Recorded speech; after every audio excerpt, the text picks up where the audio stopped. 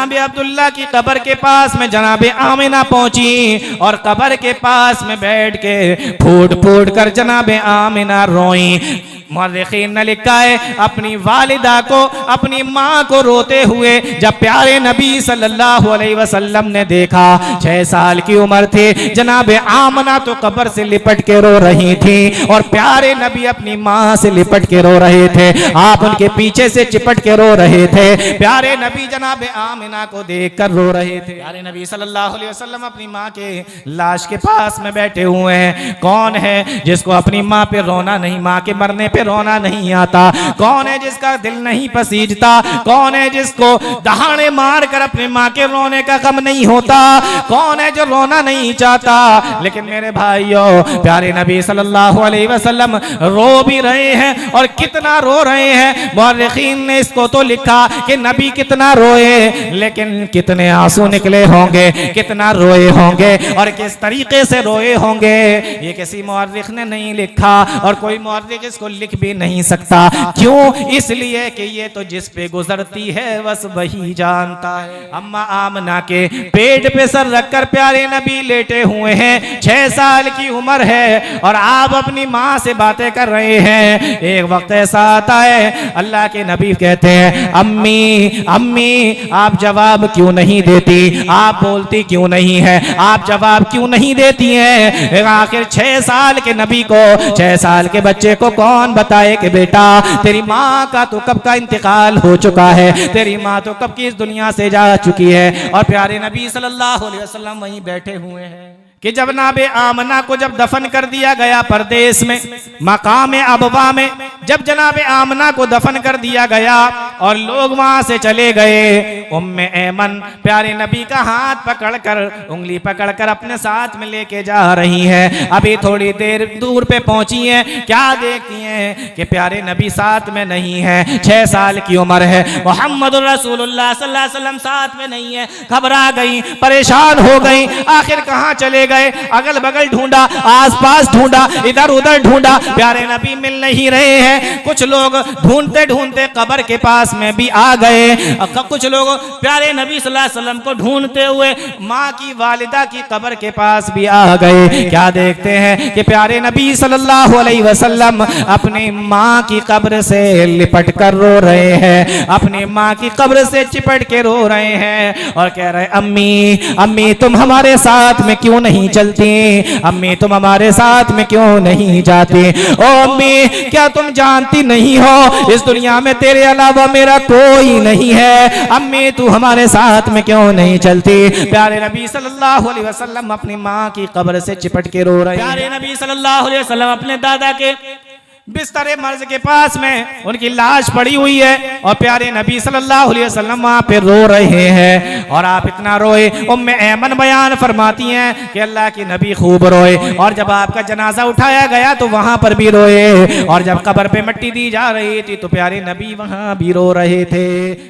अस्सलामु अलैकुम व रहमतुल्लाहि व बरकातुहू।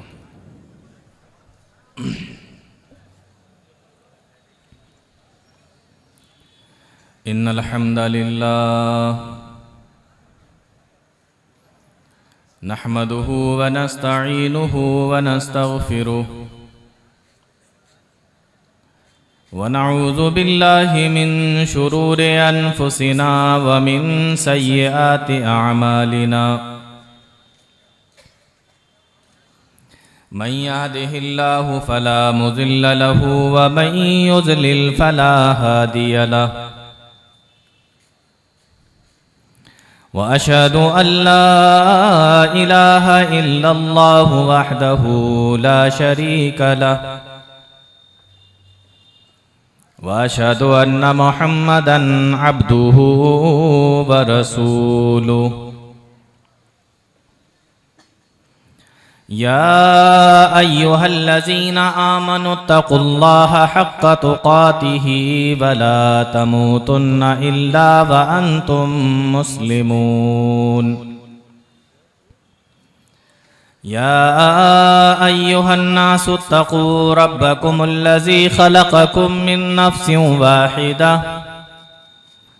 वखलक़ मिनहा ज़ौजहा वबस्स मिनहुमा रिजालन कसीरन वनिसाअ वत्तक़ुल्लाहल्लज़ी तसाअलून बिही वल अरहाम इन्नल्लाहा काना अलैकुम रक़ीबा या अय्युहल्लज़ीना आमनुत्तक़ुल्लाहा वक़ूलू क़ौलन सदीदा युस्लिह लकुम अमालकुम व यग़फिर लकुम ज़ुनूबकुम व मन युति'िल्लाह व रसूलहु फ़क़द फ़ाज़ फ़ौज़न अज़ीमा।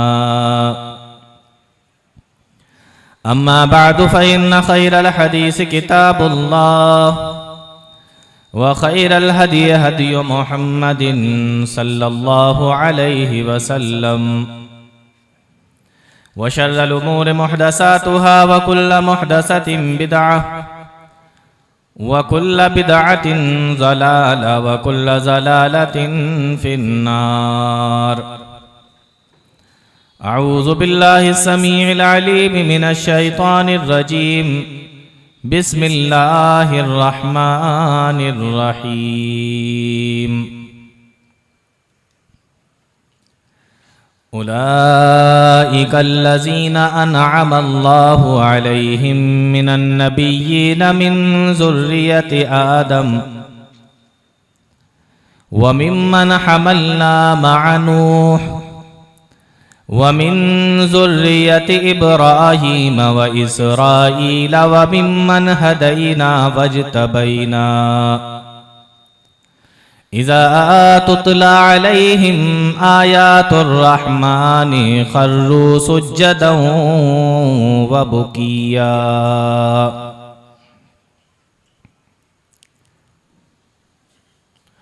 मुअज़्ज़ज़ उलमाए किराम,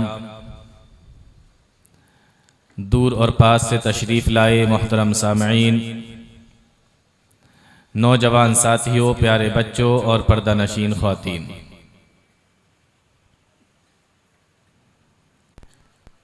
मुझे जो हुक्म हुआ है और जो टॉपिक मुझे दिया गया है,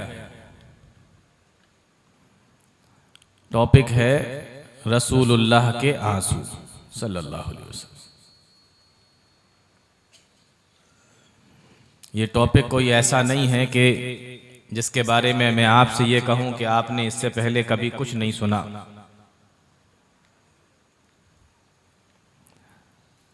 या आपने कुछ नहीं पढ़ा। इससे पहले आपने पढ़ा भी होगा, सुना भी होगा,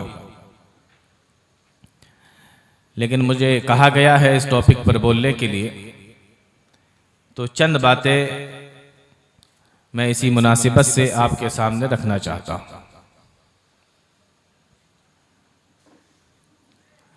आप यूं समझ लीजिए कि इसमें जो दो चीजें हैं, रसूलुल्लाह के आंसू, तो पहले हम थोड़ी देर बात करेंगे आंसू पर, और उसके बाद कुछ देर बात करेंगे रसूलुल्लाह के आंसू पर। अपनी बात को एक शेर से शुरू करते हैं। एक शायर कहता है, हर वक्त का हंसना तुझे बर्बाद ना कर दे, हर वक्त का हंसना तुझे बर्बाद ना कर दे, तन्हाई के आलम में कभी रो भी लिया कर। हमारी जिंदगी में रोना नहीं है, हमारी जिंदगी में आंसू नहीं है, हम रोना भूल गए। हमारी जिंदगी में हंसी है, मजाक है, ठहाके हैं, ठट्टा है, सारी चीजें हैं, लेकिन रोना नहीं। हम रोते नहीं, रोने को आर समझते हैं, बुज़दिली समझते हैं। हालांकि कुरान करीम को जब आप पढ़ेंगे तो कुरान करीम ने कई जगह पर इस तरीके की चीजें बयान फरमाई। एक जगह अल्लाह ताला फरमाता है, वतज़हकूना वला तबकूना, तुम हंसते हो, रोते नहीं हो। एक जगह अल्लाह ताला ने फरमाया फलयज़हकू कलीला वलियबकू कसीरा, तुम हंसा कम करो, रोया ज्यादा करो। और हकीकत यह है कि हमारी जिंदगी से रोना खत्म हो रहा है। हमारी जिंदगी के अंदर हंसी मजाक है, हमारे पास में हंसने का, मजाक करने का, ठहाके लगाने का, ठट्टा करने का, रोड पर खड़े होकर, चौराहों पर भीड़ लगाकर 2, 4, 8 की शक्ल में खड़े होकर तालियां बजा बजा कर हमारे पास हंसने का टाइम है, लेकिन हमारे पास रोने का टाइम नहीं है। लेकिन अगर आप गौर करें तो हमारी आंखों से निकलने वाले ये आंसू, ये सिर्फ आंसू नहीं है, ये सिर्फ आंखों से निकलने वाला पानी नहीं है। अगर ये अल्लाह की खातिर हमारे आंखों से निकल आए तो यही आंखों से निकलने वाला पानी हमारे जिंदगी भर के गुनाहों को धो सकता है, हमारे गुनाहों को माफ करा सकता है, कब्र के अजाब से हमें नजात दिला सकता है, मैदान महशर की सख्तियों से बचा सकता है, जहन्नम के अजाब को हमारे ऊपर आने से रोक सकता है। हकीकत में अगर देखा जाए तो ये आंखों से निकलने वाले आंसू ये सिर्फ एक पानी नहीं है, बल्कि ये बहुत बड़ी चीज है। और जब ये हमारी आंखों से निकलते हैं तो अल्लाह रब्बुल आलमीन को ये बड़े पसंद आते हैं। आप अंबिया के वाकयात पढ़ते हैं, अंबिया की जिंदगियों के बारे में सुनते हैं, रसूलुल्लाह के बारे में सुनते हैं, अंबिया और रसूलों के बारे में सुनते हैं। आपने पढ़ा होगा, आपने सुना होगा कि ये सारे अंबिया और ये सारे रसूल जब जब इनको अपनी अपनी कौम के अंदर भेजा गया, जब जब इनको भेजा गया, वहां के लोगों के सामने इन्होंने जब तबलीग की, दावत दी, अल्लाह के दीन को रखा, इनको सताया गया, इनको परेशान किया गया, इन्होंने तकलीफें बर्दाश्त की, मुसीबतें उठाई, वक्त के जाबिरो जालिम के सामने खड़े हुए, उनसे लोहा लिया और उनके सामने सीना सिपर हुए। यहां तक के अंबिया में से कितने नबी ऐसे हैं जो अपने वक्त के सरदारों के सामने खड़े हो गए, डरने की कोई जरूरत नहीं डरे अपने वक्त के सरदारों से। और ऐसे ऐसे नबी भी गुजरे जो अकेले तने तनहा उस दौर के बादशाह के सामने भी खड़े हो गए, उस दौर के बादशाह से भी टकरा गए। तकलीफें आई, मुसीबतें आई, परेशानियां आई, सारी चीजों को बर्दाश्त किया, अकेले। इतनी हिम्मत, इतनी ताकत कि अकेले वक्त के बादशाह से भी टकरा गए।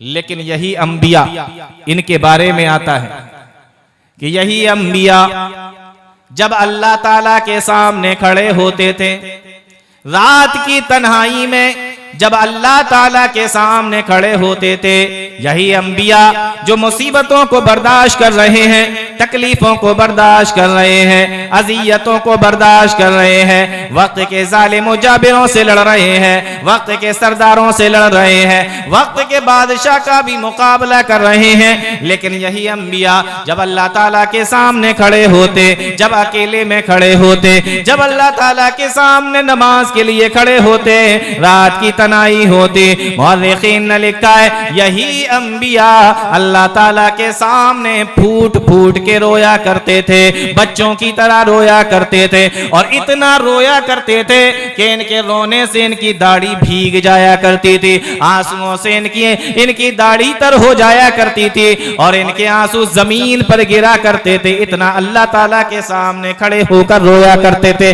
कौन? वही अंबिया जो वक्त के बादशाह से टक्कर लेने की हिम्मत रखते हैं, लेकिन जब रात की तनाई में अल्लाह ताला के सामने खड़े होते हैं तो बच्चों की तरह फूट फूट कर रोते हैं। हम नहीं रोते, हमारी जिंदगी में रोना नहीं है। इतना रोते कि अल्लाह ताला ने इनके रोने को भी कुरान करीम के अंदर बयान फरमा दिया। कितनी बड़ी बात है। कि अल्लाह ताला अपने नबियों के रोने को कुरान करीम के अंदर बयान करे। इतनी प्यारी चीज है ये अल्लाह ताला के सामने रोना। अल्लाह ताला ने इनके रोने को कुरान करीम के अंदर बयान फरमा दिया। उठा कर देखो कुरान करीम का 16वां पारा, अल्लाह ताला बयान फरमाता है, उलाइकल्लज़ीना अनअमल्लाहु अलैहिम मिनन नबिय्यीना मिन ज़ुर्रियति आदम। ओ लोगों, यही तो अल्लाह के अंबिया थे, यही तो अल्लाह के वो रसूल थे जिनके ऊपर अल्लाह ताला ने अपने इनाम किए थे, अपनी नेमतें की थी। यही वो अंबिया और वही रसूल थे। मिन ज़ुर्रियति आदमा, ये आदम की औलाद में से थे। व मिम्मन हमलना मआ नूह, और नूह अलैहिस्सलातु वस्सलाम के साथ जो लोग कश्ती में सवार थे उनकी भी औलाद में से थे। व मिन ज़ुर्रियति इब्राहीम, और इब्राहीम की औलाद में से भी बहुत से नबी आए। व इसराईला, और याकूब अलैहिस्सलातु वस्सलाम की औलाद में से भी नबी आए। व मिम्मन हदैना वजतबैना, हमने इनको चुन लिया था, हमने इनको हिदायत से नवाजा था। इतना बयान करने के बाद अल्लाह ताला फरमाता है, इज़ा तुतला अलैहिम आयातुर रहमान खर्रू सुज्जदन व बुकिया। ओ लोगों, ये अल्लाह के अंबिया जो आदम की औलाद में है, जो नूह की औलाद में है, जो इब्राहीम की औलाद में है, जो याकूब अलैहिस्सलातु वस्सलाम की औलाद में है, इज़ा तुतला अलैहिम आयातुर रहमान खर्रू सुज्जदन व बुकिया। जब ये अपने रब की आयतों को पढ़ते थे, रब की आयतों को सुनते थे, अल्लाह ताला के सामने सजदे में गिर जाया करते थे और फूट फूट कर बच्चों की तरह रोया करते थे। कितनी बड़ी बात है। अल्लाह ताला अपने अंबिया के रोने को कुरान में बयान फरमा रहा है। मस्जिद नबवी है, प्यारे नबी सल्लल्लाहु अलैहि वसल्लम इस दुनिया से जा चुके हैं और खलीफतुल मुस्लिमीन हजरत उमर फारूक रजी अल्लाह ताला अन्हु है। इस्लामी हुकूमत है। हजरत उमर रजी अल्लाह ताला मस्जिद नबवी के अंदर खुतबा दे रहे हैं और उसी खुतबे के दौरान आपने इसी आयत करीमा को पढ़ा, उलाइकल्लज़ीना अनअमल्लाहु अलैहिम मिनन नबिय्यीना मिन ज़ुर्रियति आदम व मिम्मन हमलना मआ नूह व मिन ज़ुर्रियति इब्राहीम व इसराईला व मिम्मन हदैना वजतबैना इज़ा तुतला अलैहिम आयातुर रहमान खर्रू सुज्जदन व बुकिया। हजरत उमर रज़ी अल्लाह ताला अन्हु खुतबा दे रहे हैं मस्जिद नबवी के अंदर और अमीरुल मोमिनीन खलीफतुल मुस्लिमीन हजरत उमर फारूक रज़ी अल्लाह ताला अन्हु ने इस आयत को पढ़ने के बाद में सजदा किया, सजदे में चले गए और सजदा करने के बाद अपना सर सजदे से उठाया, खड़े हुए और आपने फरमाया, ऐ लोगों, आयत सजदा थी तो सजदा मैंने कर लिया, चूंकि इस आयत में सजदा है तो सजदा तो मैंने कर लिया, चूंकि ये आयत सजदा थी इसलिए उमर ने सजदा तो कर लिया, लेकिन ऐ लोगों, वो रोना कहां से लाऊं जो अंबिया अपने रब के सामने रोया करते थे, वो मैं रोना कहां से लाऊं? सजदा तो मैंने कर लिया है लेकिन वो रोना कहां से लाऊं जो अंबिया रोया करते थे अल्लाह के सामने। कौन बयान कर रहा है? हजरत उमर रजी अल्लाह ताला, आज से 1400 साल पहले तकरीबन। हजरत उमर नहीं रोए होंगे, बेशक वो भी रोए होंगे, लेकिन अंबिया जो रोए थे हजरत उमर कह रहे हैं वो रोना मैं कहां से लाऊं? आज 1400 साल गुजर गए, आज हमारी जिंदगियों को देख लीजिए। अंबिया इकराम की जिंदगियां, सजदा भी है, रोना भी है। हजरत उमर सजदा भी कर रहे हैं, रो भी रहे हैं, लेकिन अपने उस रोने को काफी नहीं समझ रहे हैं। और आज 1400 साल गुजरने के बाद हमारी जिंदगी के अंदर तो ना तो रोना बचा है ना तो सजदा बचा है। अब ना हमारी जिंदगी के अंदर सजदे हैं और ना हमारी जिंदगी के अंदर रोना बाकी रह गया है। रोते नहीं हैं हम, हमें रोना ही नहीं आता। रोने को आर समझते हैं, शर्म महसूस करते हैं। अल्लाह ताला कुरान करीम के अंदर बयान फरमाता है, अलम यानी लिल्लज़ीना आमनू अन तख्शा कुलूबुहुम लिज़िक्रिल्लाहि व मा नज़ला मिनल हक़।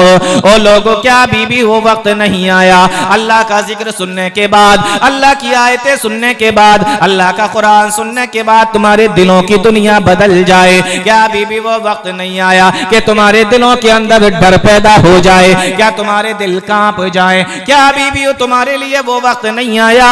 एक और जगह पे अल्लाह ताला फरमा रहा है, इन्नमल मुमिनून अल्लज़ीना इज़ा ज़ुकिरल्लाहु वजिलत कुलूबुहुम। ओ लोगों, रोता कौन है? रोता कौन है? किसके दिल कांपते हैं? किसके कलेजे के अंदर लर्ज़ातारी होता है? फरमाया, इन्नमल मुमिनूना, मेरे मोमिन बंदे रोते हैं। मोमिन तो हैं ही वही जो मेरी आयतों को सुनने के बाद में रोते हैं, उनके दिल कांप जाते हैं। और कैसे रोते हैं, कैसे कांप जाते हैं? फरमाया, तक़शइर्रु मिन्हु जुलूदुल लज़ीना यख़शौना रब्बहुम, उनके रोंगटे भी खड़े हो जाते हैं। आंखों से आंसू, दिल पे लर्जा तारी है और साथ ही साथ रोंगटे भी खड़े हो रहे हैं। कौन है ये लोग? ये अल्लाह के मोमिन बंदे, ईमान वाले बंदे। इसी आयत करीमा के हवाले से अक्सर मुफस्सिरीन ने और मुअर्रिखीन ने एक वाक़या लिखा है, वो वाक़या आपको सुनाते हैं, फिर बात को आगे बढ़ाएंगे। यही आयत करीमा, अलम यानी लिल्लज़ीना आमनू अन तख्शा कुलूबुहुम लिज़िक्रिल्लाह, क्या भी ईमान वालों के लिए वो वक्त नहीं आया अल्लाह का कलाम सुनने के बाद, अल्लाह की आयतें सुनने के बाद इनके दिल लरज़ जाएं? मुअर्रिखीन ने, अक्सर मुअर्रिखीन ने इस पर एक वाक़या लिखा है, फुज़ैल इब्न अयाज़ का मशहूर वाक़या है। फुज़ैल बिन अयाज़ ये डांके डाला करते थे, डाकू थे, डांके डाला करते थे। और इनकी इतनी दहशत थी, इतनी दहशत थी कि जिस इलाके में ये रहा करते थे, रात के वक्त में वहां से काफिले गुजरा नहीं करते थे। अगर किसी को यह मालूम हो जाए कि आगे फुज़ैल बिन अयाज़ का काफिला है, फुज़ैल बिन अयाज़ का पूरा ग्रुप पड़ा हुआ है, फुज़ैल बिन अयाज़ की पूरी टीम है, तो काफिले वाले अपना रास्ता रोक लिया करते थे, काफिले वाले अपना पड़ाव डाल लिया करते थे, वहीं पे रुक जाया करते थे, आगे का सफर नहीं किया करते थे। आज अगर आपसे कह दिया जाए कि आप जिस रास्ते पे जा रहे हैं आगे शेर बैठा हुआ है, आप जाएंगे? रुक जाएंगे ना। आगे ये कह दिया जाए शेर है आगे, आप अपना रास्ता बदल देंगे, रास्ता काट कर निकलेंगे, रुक जाएंगे, उसके हटने का इंतजार करेंगे। और रास्ता तो छोड़ो, और शेर की बात तो बहुत बड़ी है। आज के वक्त में अगर ये कह दिया जाए कि आगे कुत्ता बैठा है, तब भी आदमी डर जाएगा। हाँ, हम यहां तक पहुंच गए, शेर नहीं, अब तो कुत्ते से भी अगर ये पता लग जाए कि कुत्ता बैठा है, नहीं जाएंगे। फुज़ैल बिन अयाज़, इतनी दहशत कि काफिला रुक रहा है, आगे नहीं जा रहा है। एक रात का वाक़या है, यही फुज़ैल बिन अयाज़ डाका डालने के लिए एक मकान की छत पर चढ़ते हैं। जिस तरीके से भी होता है, दीवार पर चढ़कर छत पर जाते हैं और नीचे जाने का रास्ता तलाश करते हैं। हमारा तुम्हारा जमाना नहीं था कि लाइटें जल रही हैं, सब कुछ साफ साफ दिखाई दे रहा है, अंधेरा था, लाइटों का जमाना नहीं था।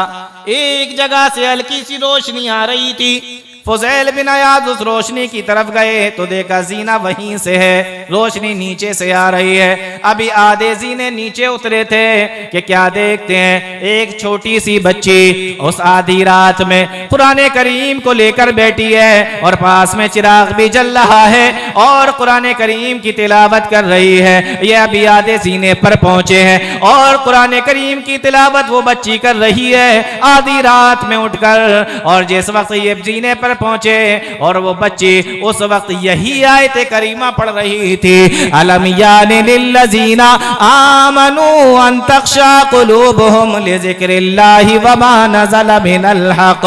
ये आयत करीमा जब इनके कानों में पड़ी, फौरन कहते क्यों नहीं, हाँ हाँ वो वक्त आ गया, वो वक्त आ गया। सीधे वहां से वापस पलटे, अब अपने ग्रुप के पास में नहीं आए, अब अपने घर की तरफ नहीं आए, अब उस जगह नहीं आए जहां इन्होंने पड़ाव डाल रखा था जहाँ इनका ठिकाना था, बल्कि सीधे वहां से मस्जिद की तरफ गए और मस्जिद में जाकर वजू बनाते हैं। वजू बनाने के बाद अपने सर को सजदे में रखते हैं, अल्लाह ताला के सामने रोते हैं, ऐ अल्लाह बड़ी गलतियां करके आया हो, ऐ अल्लाह बड़े बड़े गुनाह करके आया हो, ऐ अल्लाह मैं कितनी भी गलतियां क्यों ना कर लो, मैं कितने भी गुनाह क्यों ना कर लो, लेकिन परवरदिगार तेरी रहमत उनसे बहुत बड़ी है, तू बड़ी रहमतों वाला है। ऐ अल्लाह हमारे गुनाहों को माफ कर दे, ऐ अल्लाह हमारे गुनाहों को खत्म कर दे, ऐ मेरे परवरदिगार हमें अच्छी जिंदगी अता फरमा दे, ऐ अल्लाह हमें वो जिंदगी गुजारने की तौफीक दे दे जिससे तू राजी होता है। फुज़ैल बिन अयाज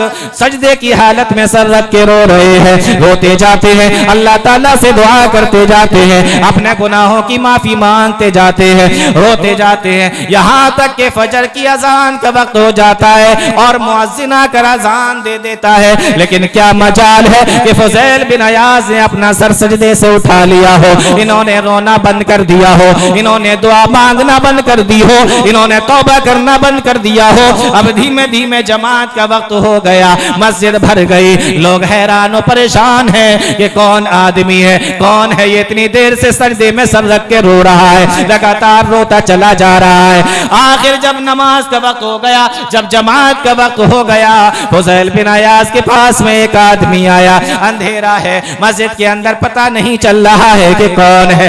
ये जो वक्त था ये लाइटों का जमाना नहीं था, किसी किसी मस्जिद के अंदर कोई चिराग जला करता था और किसी मस्जिद के अंदर तो चिराग भी नहीं होता था। फुज़ैल बिन अयाज के पास में एक आदमी आया और उसने आगे बढ़कर इनके कंधे पे हाथ रखा और कंधे पे हाथ रख के कहने लगा, ओ अल्लाह के बंदे, कौन सा गुनाह करके आया है, कौन सा गुनाह करके आया, तुझसे कौन सा गुनाह हो गया है, तू इतनी देर से बच्चों की तरह फूट फूट के रो रहा है। ओ अल्लाह के बंदे, तेरे रोने से तो पूरी मस्जिद वालों को रोना आ गया, तेरे रोने से तो सारी मस्जिद वाले रो पड़े।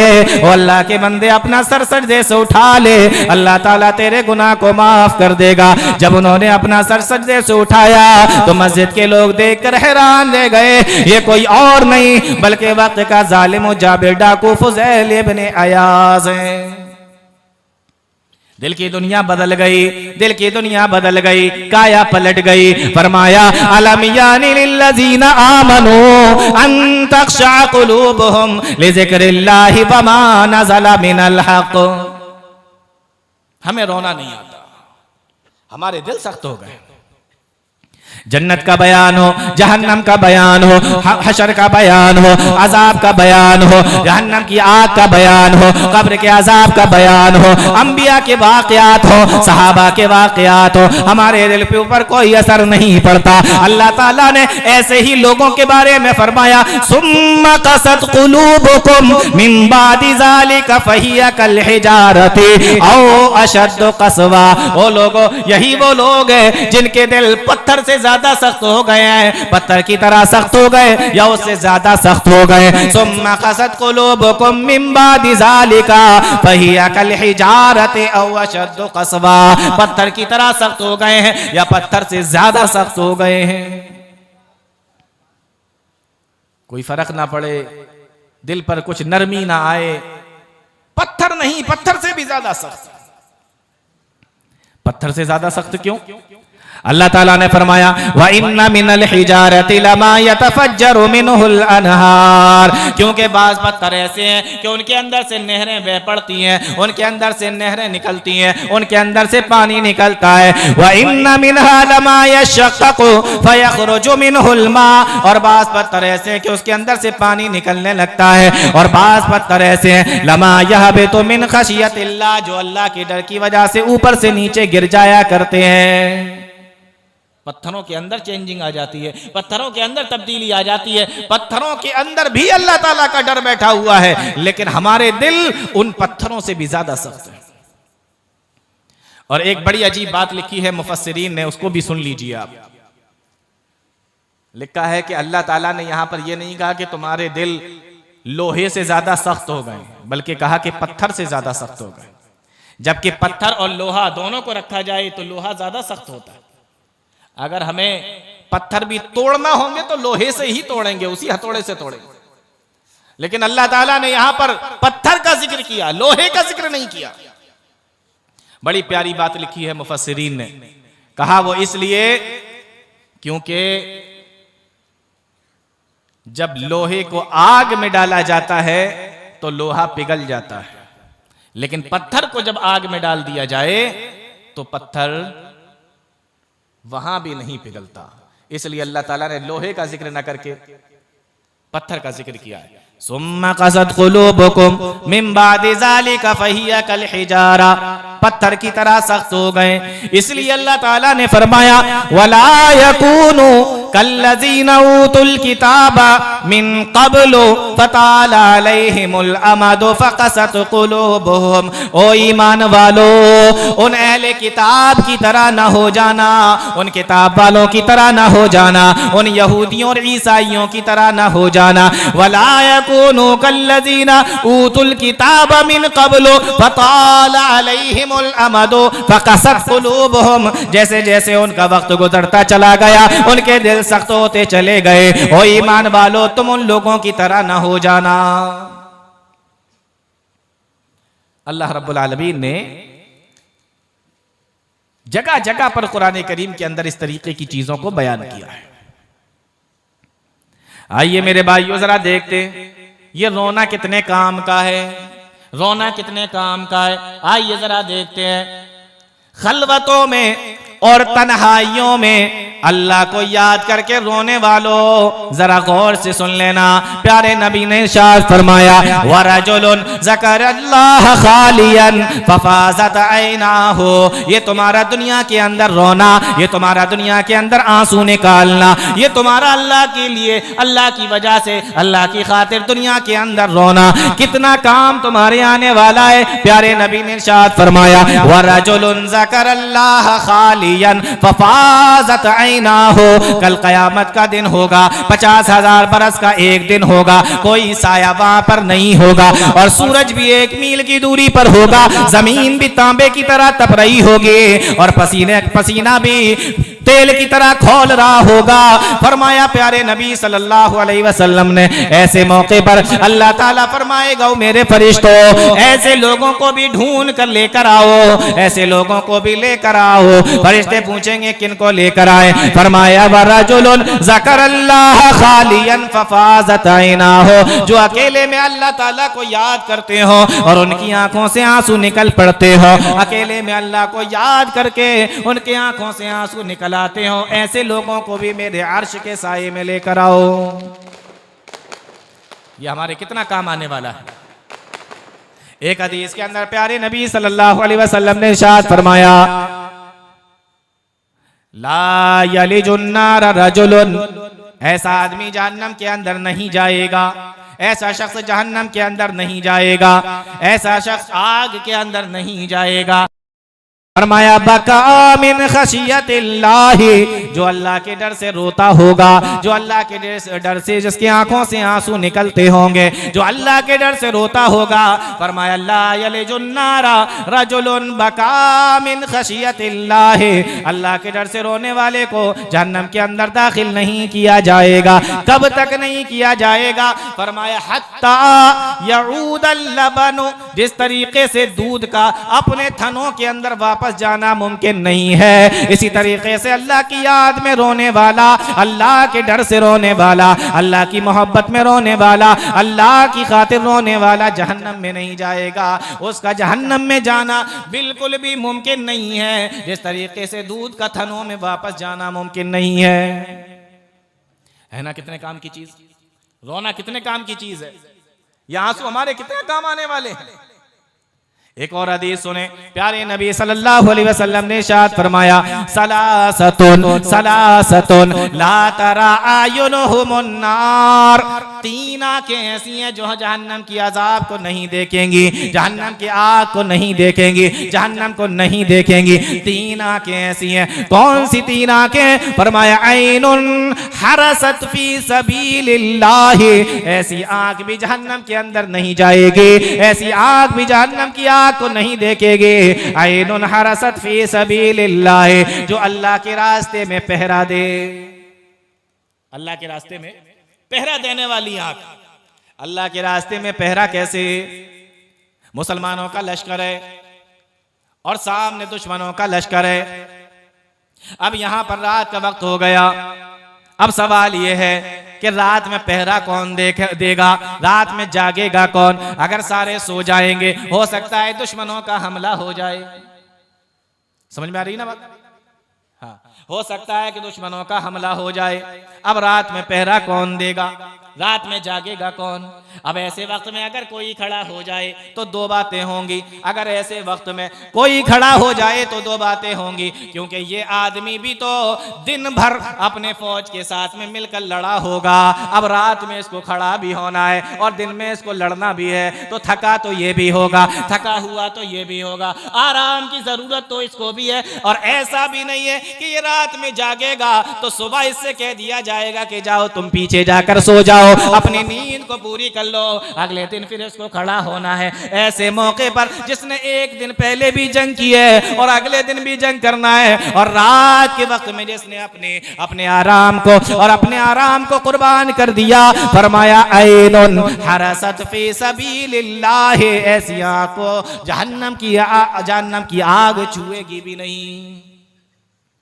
तो ऐसा तो है नहीं कि इससे कह दिया जाएगा कि अब तुम सो जाओ पीछे जाकर, तुम रात भर जाके जान हथेली पे रख के खड़ा हुआ है। दूसरी बात, अब अगर मान लो ये पहरा भी दे रहा है और दुश्मनों ने हमला कर दिया, अगर ये पहरा भी दे रहा है और दुश्मनों ने हमला भी कर दिया, बताओ दुश्मन आएंगे तो सबसे पहले किसको मारेंगे? तीर चलाएंगे तो किसके ऊपर चलाएंगे?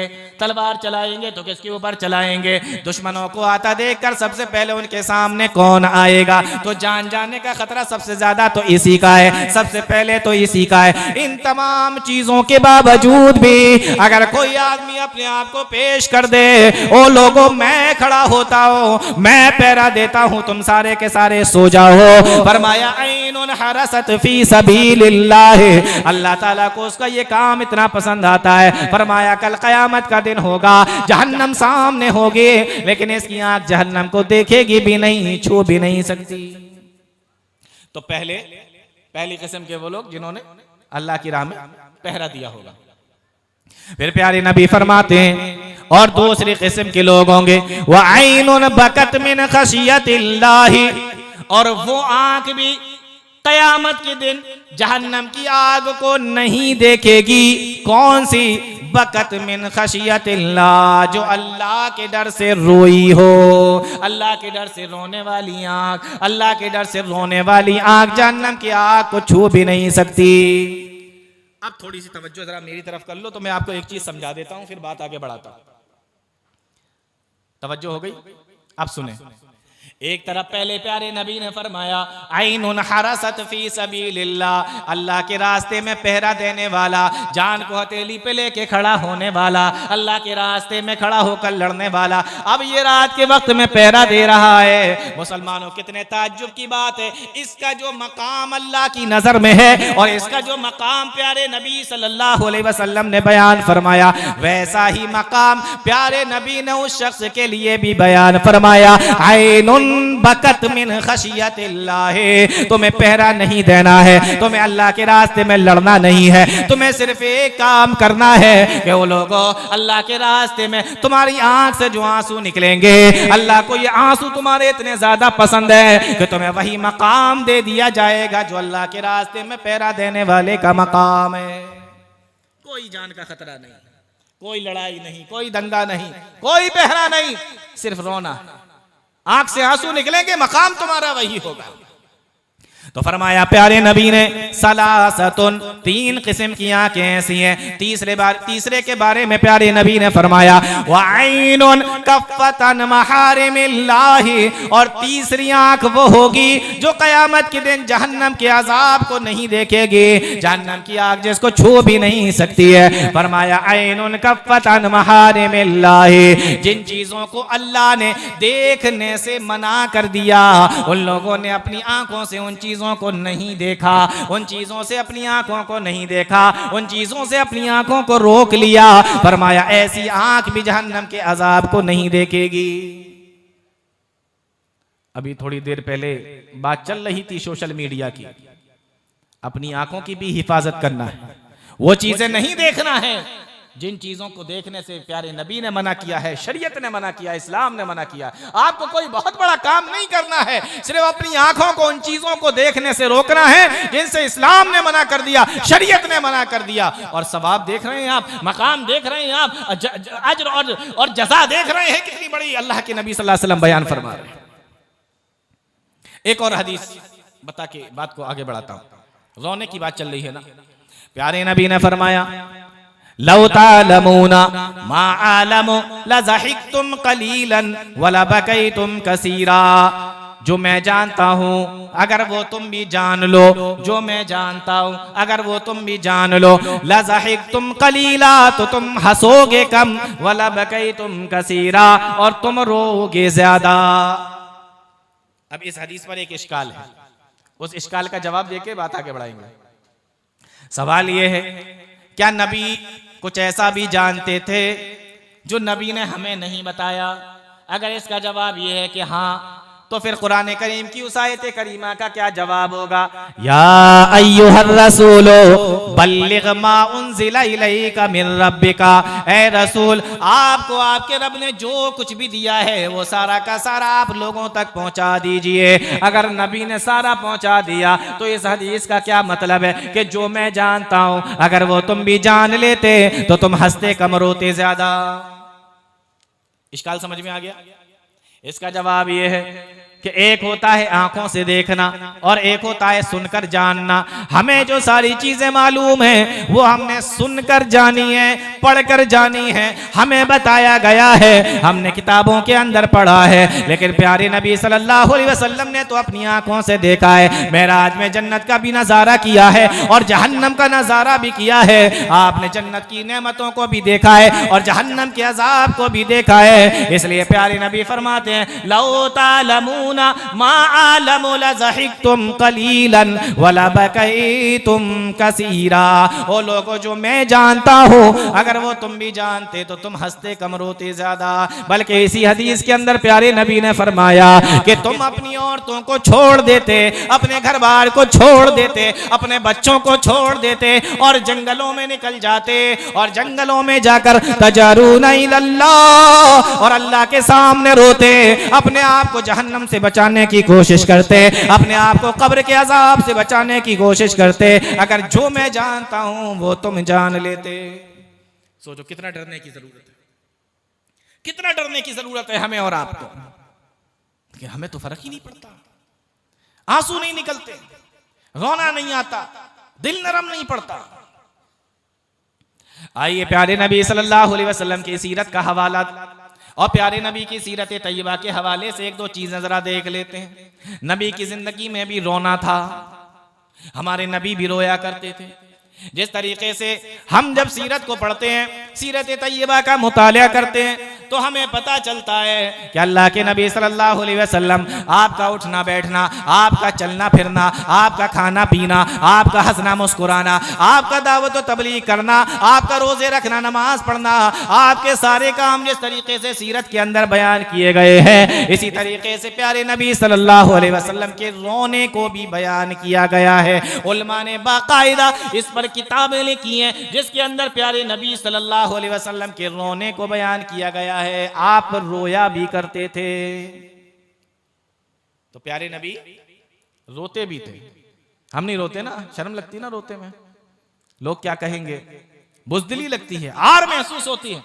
लेकिन हमारे नबी तो रोते थे, प्यारे नबी तो रोया भी करते थे। प्यारे नबी सल्लल्लाहु अलैहि वसल्लम की जिंदगी को उठाकर देखेंगे तो आपको बहुत सारा आपको रोना भी मिलेगा।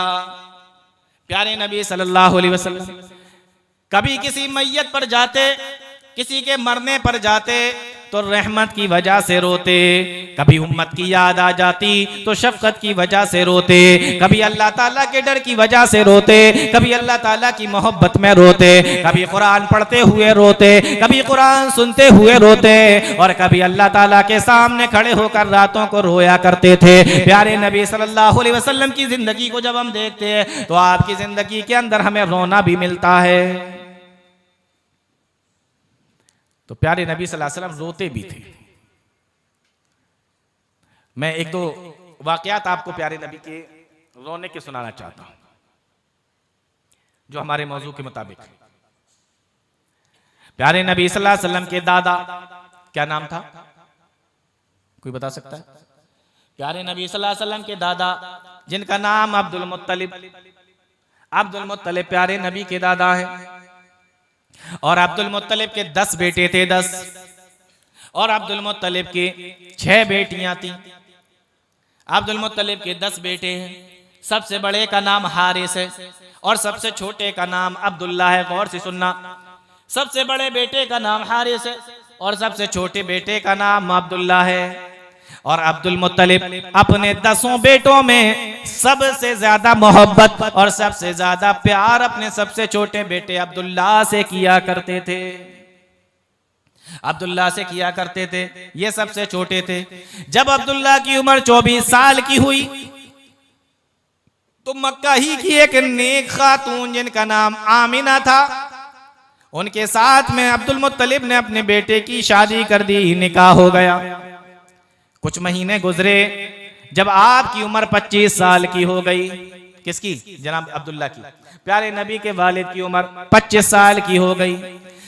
एक मर्तबा अब्दुल मुत्तलिब ने बुलाया और बुलाने के बाद अपने बेटे अब्दुल्ला से कहा, ऐ मेरे बेटे, तुम जानते हो कि हमारा सारा गुजर बसर तिजारत पर हुआ करता है और एक काफिला बहुत जल्दी ही मक्का से तिजारत के लिए मुल्क शाम जाने वाला है और मैं ये सोच रहा हूँ कि तुम इस काफिले के साथ में जाओ, तिजारत का सामान लेकर तुम जाओ, तुम कारोबार करने के लिए जाओ। अब्दुल्ला, जनाबे अब्दुल्ला ने अपने वालिद अब्दुल मुत्तलिब की बात पे हाँ कह दिया और उसके बाद में सामान इकट्ठा करना शुरू कर दिया, काफिले का सामान इकट्ठा करना शुरू कर दिया, तिजारत का सामान इकट्ठा करना शुरू कर दिया। और एक वक्त ऐसा आया कि काफिला मक्का से निकला और मुल्क शाम के लिए चल दिया। जानते हैं आप मक्का से मुल्क शाम की दूरी 2000 किलोमीटर, 2000 किलोमीटर मक्का से काफिला निकला, मुल्क शाम पहुंचा। मुल्क शाम में जाके तिजारत की, जो सामान यहां से लेकर गए थे वहां पर बेचा, अच्छी खासी मुनाफा भी हासिल हुई और अब वहां से वापस आने का वक्त आ गया, मुनाफा भी साथ में है, कारोबार करके सब हंसी खुशी लौट रहे हैं। मुल्क शाम से काफिला चला, इधर मुल्क शाम से काफिला चला और इधर प्यारे नबी के वालिद जनाबे अब्दुल्ला बीमार हो गए। जनाबे अब्दुल्ला बीमार हो गए, प्यारे नबी के वालिद बीमार हो गए। काफिला चलता जा रहा है, इधर बीमारी बढ़ती जा रही है। जैसे जैसे काफिला आगे बढ़ रहा है वैसे ही वैसे बीमारी भी आगे बढ़ती चली जा रही है। बिलाखिर चलते रहे 2000 किलोमीटर का सफर करना है। हवाई जहाज का सफर नहीं है, ट्रेन का सफर नहीं है, बस का सफर नहीं है और इसी तरीके से कार का भी सफर नहीं है। ये सारी चीजें तो आज के जमाने की ईजाद है। उस जमाने में आपको सफर करना है तो ऊंट पे चलना पड़ेगा, आपको सफर करना है तो घोड़े पे चलना पड़ेगा। आप ऊंट पर बैठे हुए हैं, काफिला आगे बढ़ता जा रहा है और इधर बीमारी भी आगे बढ़ती जा रही है और जैसे जैसे काफिला आगे बढ़ रहा है वैसे ही वैसे बीमारी भी इनकी बढ़ती जा रही है। बिलाखिर 1500 किलोमीटर का सफर तो कर लिया, लेकिन अब 500 किलोमीटर का सफर बाकी है। लेकिन जनाबे अब्दुल्ला के अंदर अब ताकत बाकी नहीं है, अब जनाबे अब्दुल्ला कमजोर हो चुके हैं। 1500 किलोमीटर का सफर तो हो गया लेकिन अभी 500 किलोमीटर का सफर बाकी है, लेकिन इनके अंदर अब ताकत बाकी नहीं है। काफिले वाले परेशान हैं। और मेरे भाइयों, ये कोई टेक्नोलॉजी का जमाना और आज का जमाना नहीं था कि कहीं पर भी तबीयत खराब हो जाए वहीं के बड़े से हॉस्पिटल में लेकर चले जाओ, वहीं पर दिखा दो, वहीं पे भर्ती कर दो और वहीं पे उनका इलाज हो जाए। इस तरीके का जमाना नहीं था। काफिले वाले इकट्ठा हुए और कहने लगे कि देखो अब्दुल्ला की तबीयत तो बिगड़ती चली जा रही है, अब इनको काफिले के साथ में रखना मुश्किल होता जा रहा है। जैसे जैसे काफिला आगे बढ़ रहा है वैसे वैसे इनकी बीमारी भी बढ़ती चली जा रही है। अब ये काफिले के साथ में चलने के लायक नहीं है, अब ये ऊंट पे बैठने के लायक नहीं है, अब ये ऊंट पर लेटने के भी लायक नहीं है, अब ये तो बीमार होते चले जा रहे हैं। 1500 किलोमीटर का सफर तो कर लिया लेकिन ये 500 किलोमीटर का सफर अब इनसे हो नहीं रहा है, तो अब क्या करें? किसी ने मशवरा दिया कि लोगों, अगर जनाबे अब्दुल्ला की जान बचाना चाहते हो तो एक काम ये करो कि मदीना आने वाला है, और मदीना जब पहुंचेंगे यहाँ पर प्यारे नबी सल्लल्लाहु अलैहि वसल्लम के ननिहाल के अब्दुल्ला की नानी का घर था, कहा यहाँ पर इनको छोड़ देंगे, मदीना में इलाज हो जाएगा, इलाज जब हो जाएगा ये मक्का वापस आ जाएंगे और इनके माल को लेकर हम साथ में चलते हैं, ये माल ले जाकर अब्दुल मुत्तलिब को दे दिया जाएगा। मदीना पहुंचे और मदीना में इनको उतार दिया, ननिहाल के हवाले कर दिया, कहा अब्दुल्ला तुम्हारे हवाले, अब इनका इलाज तुम करना, अब इनकी देखभाल तुम करना, अब इनकी खातिरदारी तुम करना, मैं इनका सामान लेके जा रहा हूँ। इधर काफिला आगे बढ़ा, इधर अब्दुल्ला को मदीना के अंदर छोड़ दिया गया, इधर काफिला आगे बढ़ता चला जा रहा है और ये काफिला धीरे धीरे मक्का की तरफ जा रहा है। अब मक्का वालों को भी पता चल गया कि जो काफिला मुल्क शाम गया था वो वापस आ रहा है, बहुत सारा मुनाफा लेके आ रहा है, बहुत सारा कारोबार करके आ रहा है। माल की ख्वाहिश किसको नहीं होती, माल किसको पसंद नहीं होता। मक्का वाले सारे के सारे मिलके इंतजार कर रहे हैं। धीरे धीरे काफिला आगे बढ़ता चला जा रहा है। अब धीरे धीरे ये काफिला मक्का पहुंचा, माल लेकर पहुंचा, सामान लेकर पहुंचा और सारे के सारे लोग जब पहुंचे तो अब्दुल मुत्तलिब भी इंतजार में है, मेरा बेटा आने वाला है, मेरा बेटा भी तो साथ में गया था। और अब्दुल मुत्तलिब से ज्यादा इंतजार में जनाबे आमना है, मेरा शोहर आने वाला है, मेरा शोहर भी तो साथ में गया है। और जिस वक्त जनाबे आमना को छोड़कर जनाबे अब्दुल्ला गए थे, उस वक्त जनाबे आमना के पेट में जनाबे मोहम्मद रसूलुल्लाह थे, प्यारे नबी सल्लल्लाहु अलैहि वसल्लम अपनी माँ के पेट में थे। सोचो वो औरत कितना अपने शोहर का इंतजार कर रही होगी और कितनी शिद्दत के साथ में इंतजार कर रही होगी। अब यहाँ काफिला पहुंचा और जनाबे अब्दुल मुत्तलिब को बताया गया, ओ अब्दुल मुत्तलिब तुम्हारे बेटे की तबीयत बहुत ज्यादा खराब थी, इस वजह से हमने उनको मदीना छोड़ दिया है। सोचो बूढ़े दादा के ऊपर क्या गुजरी होगी, अब्दुल मुत्तलिब पर क्या गुजरी होगी, उस बाप पर क्या गुजरी होगी जो अपने बेटे का इंतजार कर रहा है, और उस बीवी पर क्या गुजरी होगी जो अपने शोहर का इंतजार कर रही है। बताया गया तबीयत ज्यादा खराब है, सामान तुम्हारा ये है। काफिले वालों ने सामान दे दिया, मक्का के सारे लोग अपने अपने लोगों को अपने घर पे लेकर गए, लेकिन जनाबे अब्दुल मुत्तलिब सिर्फ सामान लेकर अपने घर पे गए, साथ में आदमी नहीं है। बता दिया गया अब्दुल मुत्तलिब को बड़ी फिक्र है, समझ में आ रहा है ना? अब्दुल मुत्तलिब को बड़ी फिक्र है। अब्दुल मुत्तलिब ने अपने बड़े बेटे को बुलाया जिसका नाम हारिस था, अभी थोड़ी देर पहले मैंने बताया था बड़े का नाम हारिस।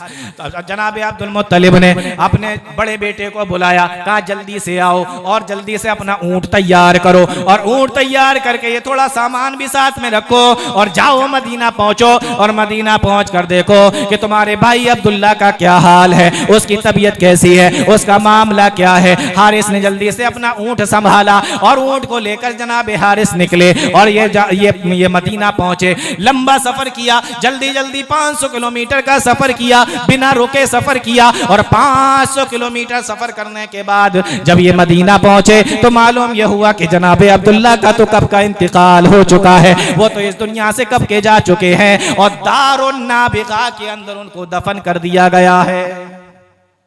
इनके पहुंचने से पहले जनाबे अब्दुल्ला का इंतकाल हो गया, उनकी वफात हो गई। और दारुन नाबिगा, ये नाम याद रखना, अभी आगे भी आएगा। दारुन नाबिगा के अंदर जनाबे अब्दुल्ला की कब्र बना दी गई। जनाबे हारिस को वहां पर ले जाया गया, कहा ये उनकी कब्र है, खत्म हो गए थे, बीमार हो गए थे, मदीना में उनका इंतकाल हुआ। अब मौत की खबर लेकर जनाबे हारिस इनके बड़े भाई चले, मक्का पहुंचे, अपने वालिद अब्दुल मुत्तलिब के पास में जाके बताया, ओ अब्बा, जिस बेटे का तुम इंतजार कर रहे हो, जिस बेटे को तुम सबसे ज्यादा मोहब्बत करते हो, जिस बेटे को तुम सबसे ज्यादा प्यार करते हो, उसका मदीना में इंतकाल हो चुका है, मदीना में उसकी मौत हो चुकी है, मदीना में उसकी वफात हो चुकी है। सोचो जनाबे अब्दुल मुत्तलिब पे क्या गुजरी होगी, जनाबे आमना पे क्या गुजरी होगी कि जवान बेटा और शोहर की मौत की खबर जब उनको पहुंची होगी। और प्यारे नबी अभी कहाँ है? अपने माँ के पेट में है, जनाबे आमना के पेट में है।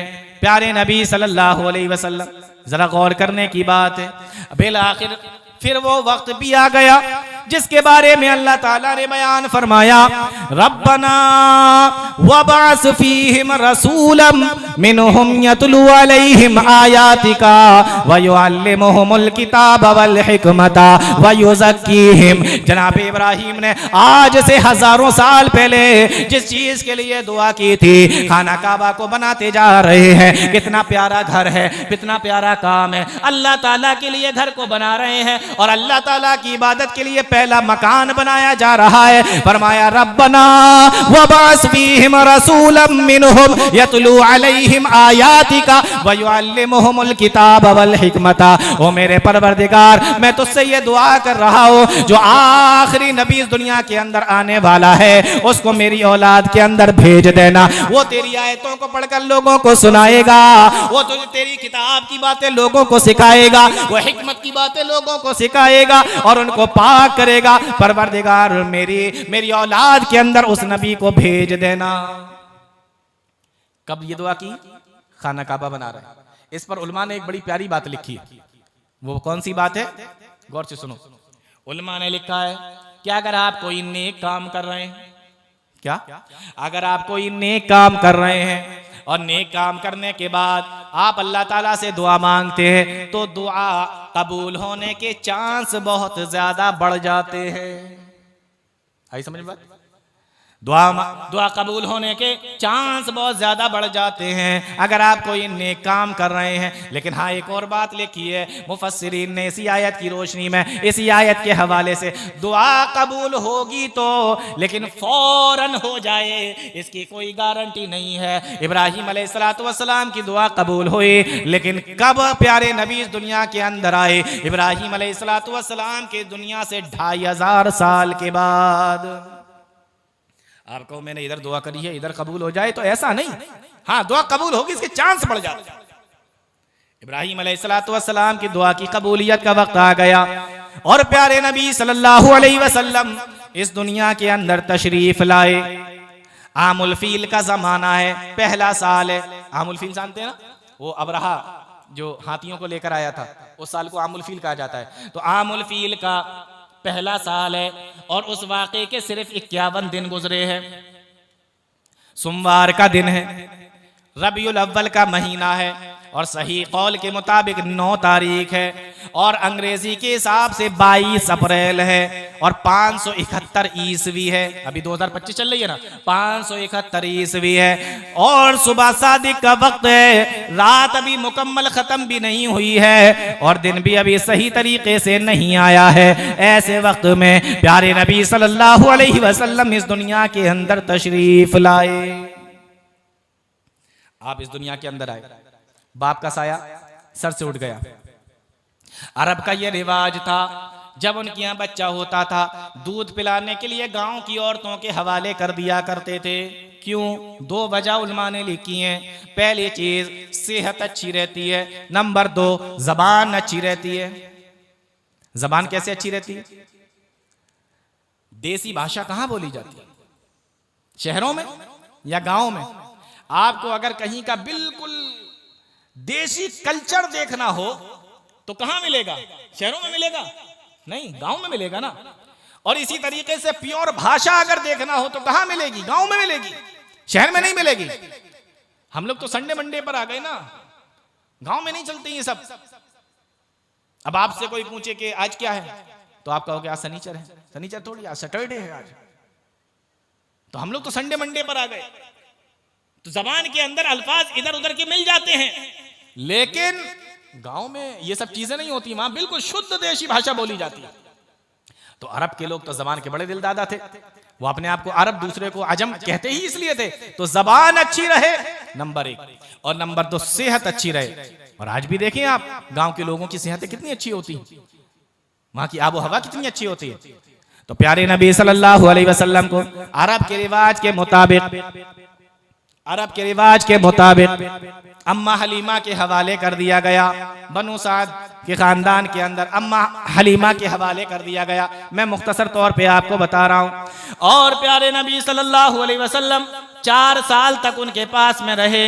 4 साल के बाद अम्मा हलीमा आई और प्यारे नबी सल्लल्लाहु अलैहि वसल्लम को जनाबे आमना के हवाले कर दिया। कितनी उम्र में? 4 साल की उम्र में। अब प्यारे नबी सल्लल्लाहु अलैहि वसल्लम अपनी माँ के पास में 2 साल तक रहे। कितने साल हो गए? 4 साल की उम्र में आए थे और 2 साल अभी अपनी अम्मी जान के पास में रहे, अपनी माँ के पास में रहे। कितने साल के हो गए अल्लाह के नबी सल्लल्लाहु अलैहि वसल्लम? बोलो। 6 साल के। 6 साल की उम्र है अल्लाह के नबी सल्लल्लाहु अलैहि वसल्लम की। ये 6 साल का वक्फा, ये 6 साल का वक्फा कौन सा पत्थर होगा जो अम्मा आमना ने अपने कलेजे पे रख के काटा होगा? कौन सी वो सिल होगी जो अम्मा आमना ने अपने सीने पे रखी होगी? ये 6 साल का वक्फा है। अम्मा आमना ने सोचा कि अब कयामत तक अपने शोहर को देखना तो मुमकिन नहीं है, लाओ उनकी कब्र ही को देखकर सुकून हासिल कर लिया जाए और अपने बेटे को अपने बाप की आखिरी आरामगाह भी दिखा दी जाए। ये सोचा और ये सोचने के बाद अम्मा आमना ने अपने बेटे जनाब मोहम्मदुर रसूलुल्लाह को लिया। उम्र सिर्फ 6 साल है और साथ में उम्मे ऐमन को ले लिया। ये आपकी खादिमा है। 3 लोग हैं। एक काफिला उसी वक्त मक्का से मदीना की तरफ जा रहा था। ये तीनों लोग उसी काफिले के अंदर शामिल हो गए और काफिले के अंदर शामिल होकर मदीना पहुंचे और मदीना पहुंचकर सबसे पहले दारुन नाबिगा गए। याद है ना दारुन नाबिगा? मैंने कहा था अभी इसको याद रखना, आगे आएगा। दारुन नाबिगा गए। दारुन नाबिगा जहां जनाबे अब्दुल्ला की कब्र है। जनाबे अब्दुल्ला की कब्र के पास में जनाबे आमिना पहुंची और कब्र के पास में बैठ के फूट फूट कर जनाबे आमिना रोई। मुअर्रिखीन ने लिखा है अपनी वालिदा को, अपनी माँ को रोते हुए जब प्यारे नबी सल्लल्लाहु अलैहि वसल्लम ने देखा, 6 साल की उम्र थी, जनाबे आमना तो कब्र से लिपट के रो रही थी और प्यारे नबी अपनी माँ से लिपट के रो रहे थे। आप उनके पीछे से चिपट के रो रहे थे। प्यारे नबी जनाबे आमिना को देखकर रो रहे थे। मुअर्रिखीन ने लिखा है कि जनाबे आमिना खूब रोई। इसको भगाओ, ये शैतान आ गया बीच में, भगाओ इसको। आऊज़ु बिल्लाहि मिनश शैतानिर रजीम। जनाबे आमना खूब रोई। मुअर्रिखीन ने लिखा है खूब आंसू निकले। तारीखों में ये तो लिखा है कि जनाबे आमना खूब रोई, खूब आंसू निकले, लेकिन ये किसी मुअर्रिख ने नहीं लिखा उन आंसुओं की तादाद कितनी थी, कितना रोई थी और फरते गम के साथ कब्र से लिपट कर कितना रोई थी। ये किसी मुअर्रिख ने नहीं लिखा।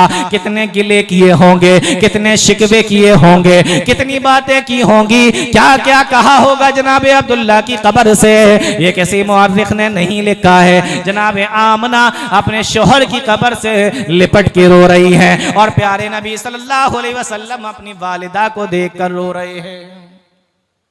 देखो नबी की जिंदगी में रोना भी है, आप रो रहे।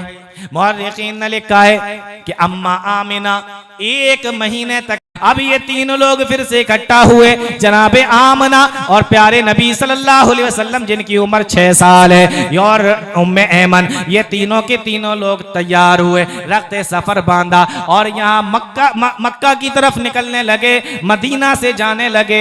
लेकिन मेरे भाइयों जरा गौर करो, जरा अंदाजा करो, कुछ गम ऐसे होते हैं जो इंसान को अंदर ही अंदर से खोखला कर देते हैं। कुछ गम ऐसे होते हैं जो इंसान को अंदर ही अंदर से आहिस्ता आहिस्ता खत्म कर देते हैं, पिघला देते हैं। और अम्मा आमना के साथ में तो यही हाल हुआ था। अम्मा आमना के साथ में तो यही वाकया पेश आया था।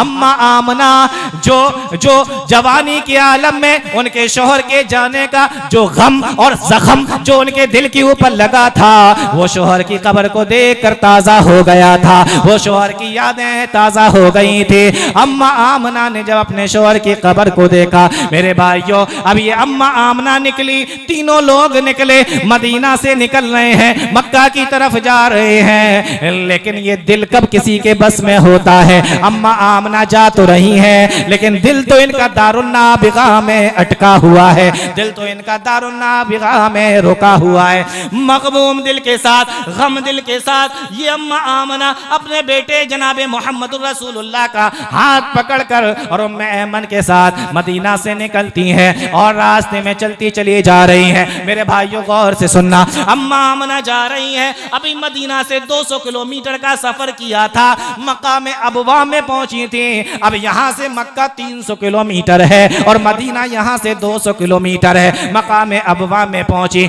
मक्का में अबवा में पहुंची कि बीमारी ने आ पकड़ा, बीमारी ने आ घेरा। खोखला वजूद जो कितना लड़ता, खोखला वजूद, कमजोर वजूद कितना लड़ता, कितना लड़ाई, कितना मुकाबला करता बीमारियों का।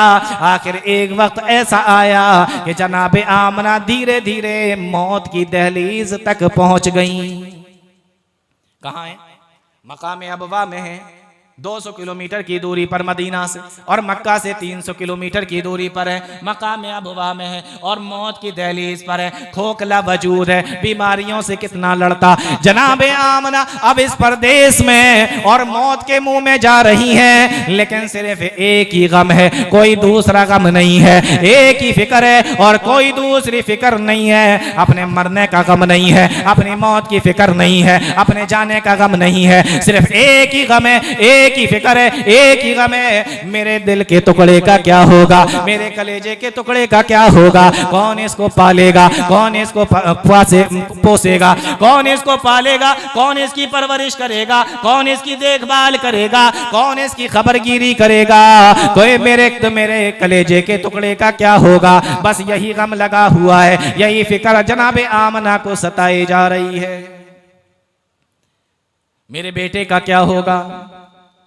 मेरे भाई, आपको मालूम है कि जब बच्चा छोटा होता है तो माँ बाप ही उसके सहारा होते हैं, और छोटा सा बच्चा अपने माँ बाप की मोहब्बतों और शफकतों के बीच में पलता है, बढ़ता है। कोई दूसरा शख्स पाल भी ले, कोई दूसरा शख्स पाल भी ले, लेकिन पालेगा, पोसेगा, देखभाल करेगा, खबरगिरी करेगा, लेकिन वो माँ की ममता कहाँ से लाएगा, वो बाप की मोहब्बत कहाँ से लाएगा। अम्मा आमना को बस यही गम है, यही फिक्र है कि मेरे बेटे का क्या होगा, मेरे कलेजे के टुकड़े का क्या होगा। लेकिन कादिर मुतलक की तरफ से भी तो हुक्म हो चुका है कि वो नबी जो सारी दुनिया के लिए रहमत बनकर आने वाला है, जो सारी दुनिया के लिए रहमत बनाकर भेजा गया है, ना उसको माँ की मोहब्बत मिलेगी, ना उसको बाप की मोहब्बत मिलेगी। वह इस दुनिया के अंदर यतीमी का दौर देखेगा और यतीमी का जमाना गुजारेगा और बनकर भी रहमतुल लिल आलमीन आएगा। कादिर मुतलक की तरफ से हुक्म हो चुका है और उसके सामने किसकी चली है, किसकी मजाल है, कौन मुकाबला कर सकता है, कौन पर मार सकता है, कौन दम मार सकता है, उसके सामने किसकी चली है। आखिर कादिर मुतलक की तरफ से हुक्म होता है कि जाओ जनाबे आमना की रूह को मेरे पास में लेकर आओ, और जनाबे आमना की रूह उनके जिस्म से निकल जाती है। प्यारे नबी सल्लल्लाहु अलैहि वसल्लम अपनी माँ के पास में बैठे हैं। अब जरा थोड़ा रुक जाइए और गौर कीजिए, इंसान जब अपने मुल्क में मरता है, अपने शहर में मरता है, अपने घर के अंदर मरता है, सैकड़ों लोग उसके जनाजे के अंदर शामिल हो जाते हैं, और कितने लोग होते हैं जो उसके जनाजे को कंधा भी देते हैं, उसका गम बांटते हैं, उसकी बातें घर घर में होती हैं, अफसोस करते हैं, और अगर उसके बच्चे छोटे होते हैं उनके साथ में हमदर्दी दिखाते हैं, प्यार से सर पर हाथ फेरते हैं, शफकत के साथ में सर पर हाथ फेरते हैं। लेकिन यहाँ तो मामला देख लो, यहाँ तो मामला ये है कि परदेश में है, कोई साथ में हाथ फेरने वाला नहीं है, कोई गले से लगाने वाला नहीं है, कोई अपने सीने से लगाने वाला नहीं है, कोई खबरगिरी करने वाला नहीं है, कोई प्यारे नबी सल्लल्लाहु अलैहि वसल्लम के सर पर शफकत से हाथ फेरने वाला नहीं है। प्यारे नबी सल्लल्लाहु अलैहि वसल्लम अपनी माँ के लाश के पास में बैठे हुए हैं। कौन है जिसको अपनी माँ पे रोना नहीं, माँ के मरने पे रोना नहीं आता? कौन है जिसका दिल नहीं पसीजता? कौन है जिसको दहाड़े मार कर अपने माँ के रोने का गम नहीं होता? कौन है जो रोना नहीं चाहता? लेकिन मेरे भाइयों, प्यारे नबी सल्लल्लाहु अलैहि वसल्लम रो भी रहे हैं, और कितना रो रहे हैं। मुअर्रिखीन ने इसको तो लिखा कि नबी कितना रोए, लेकिन कितने आंसू निकले होंगे, कितना रोए होंगे और किस तरीके से रोए होंगे, ये किसी मुअर्रिख ने नहीं लिखा, और कोई मुअर्रिख इसको लिख भी नहीं सकता। क्यों? इसलिए कि ये तो जिस पे गुजरती है बस वही जानता है। माँ के जाने का क्या गम होता है, ये तो सिर्फ वही जानता है। एक मुअर्रिख ने यहां तक लिखा है कि जब जनाबे आमना बीमार थी और मकाम अबवा में थी और बिस्तरे मर्ज पर थी, अल्लाह के नबी की उम्र 6 साल, प्यारे नबी सल्लल्लाहु अलैहि वसल्लम वहां बैठे हुए हैं। अम्मा आमना धीरे से बात करती हैं, प्यारे नबी उसका जवाब देते हैं, और जब प्यारे नबी धीरे से कुछ बोलते हैं तो अम्मा आमना उसका जवाब देती हैं। 6 साल की उम्र है। कभी अम्मा आमना अपने बच्चे को प्यार से हाथ पकड़कर खींचती हैं और कभी माथे को चूमती हैं, कभी प्यार गाल पे करती हैं, कभी सीने से लगा लेती हैं। अम्मा आमना के पेट पे सर रखकर प्यारे नबी लेटे हुए हैं। 6 साल की उम्र है और आप अपनी माँ से बातें कर रहे हैं। एक वक्त ऐसा आता है, अल्लाह के नबी कहते हैं, अम्मी अम्मी आप जवाब क्यों नहीं देती, आप बोलती क्यों नहीं है, आप जवाब क्यों नहीं देती हैं? आखिर 6 साल के नबी को, 6 साल के बच्चे को कौन बताए कि बेटा तेरी माँ का तो कब का इंतकाल हो चुका है, तेरी माँ तो कब की इस दुनिया से जा चुकी है। और प्यारे नबी सल्लल्लाहु अलैहि वसल्लम वहीं बैठे हुए हैं। प्यारे नबी की जिंदगी में देखो कैसे हालात हैं, आप रो रहे हैं। मुअर्रिखीन ने यहां तक लिखा है, मुअर्रिखीन ने यहां तक लिखा है कि जब नाबे आमना को जब दफन कर दिया गया परदेश में, मकाम अबवा में, जब जनाबे आमना को दफन कर दिया गया और लोग वहां से चले गए, उम्मे ऐमन प्यारे नबी का हाथ पकड़कर, उंगली पकड़कर अपने साथ में लेके जा रही हैं। अभी थोड़ी देर दूर पे पहुंची हैं, क्या देखती हैं कि प्यारे नबी साथ में नहीं है। 6 साल की उम्र है, मोहम्मद रसूलुल्लाह सल्लल्लाहु अलैहि वसल्लम साथ में नहीं है। घबरा गई, परेशान हो गई, आखिर कहाँ चले गए? अगल बगल ढूंढा, आसपास ढूंढा, इधर उधर ढूंढा, प्यारे नबी मिल नहीं रहे हैं। कुछ लोग ढूंढते ढूंढते कब्र के पास में भी आ गए, कुछ लोग प्यारे नबी सल्लल्लाहु अलैहि वसल्लम को ढूंढते हुए माँ की वालिदा की कब्र के पास भी आ गए। क्या देखते हैं कि प्यारे नबी सल्लल्लाहु अलैहि वसल्लम अपनी माँ की कब्र से लिपट कर रो रहे हैं, अपनी माँ की कब्र से चिपट के रो रहे हैं और कह रहे, अम्मी अम्मी तुम हमारे साथ में क्यों नहीं चलती, अम्मी तुम हमारे साथ में क्यों नहीं जाती?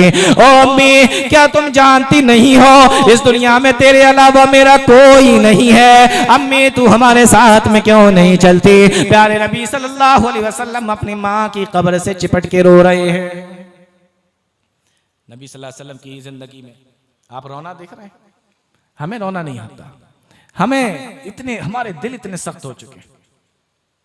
यही वजह है अल्लाह के नबी सल्लल्लाहु अलैहि वसल्लम हिजरत करके मदीना चले गए, और मदीना जाने के बाद फिर एक मर्तबा अल्लाह के नबी सल्लल्लाहु अलैहि वसल्लम अपने वालिदा की कब्र की जियारत के लिए आए। गौर से सुनो, प्यारे नबी सल्लल्लाहु अलैहि वसल्लम अपने वालिदा की कब्र की जियारत के लिए आए, मकाम अबवा पहुंचे। हदीस के अल्फाज है, मुस्लिम की रिवायत है, ज़ारन नबी सल्लल्लाहु अलैहि वसल्लम कब्र उम्मिही फबका। अल्लाह के नबी सल्लल्लाहु अलैहि वसल्लम जब अपनी माँ की कब्र के पास में पहुंचे, फबका तो आप रोए और खूब रोए और बहुत ज्यादा रोए, इतना रोए इतना रोए, सहाबी बयान फरमाते हैं, वह अब का मन हौलहु, और जो लोग आपके पास में थे, आपके साथी थे, आपके सहाबी थे, आपके साथ में आए थे, वह अब का मन हौलहु, और प्यारे नबी को रोने को देखकर वो सारे के सारे भी रोने लगे।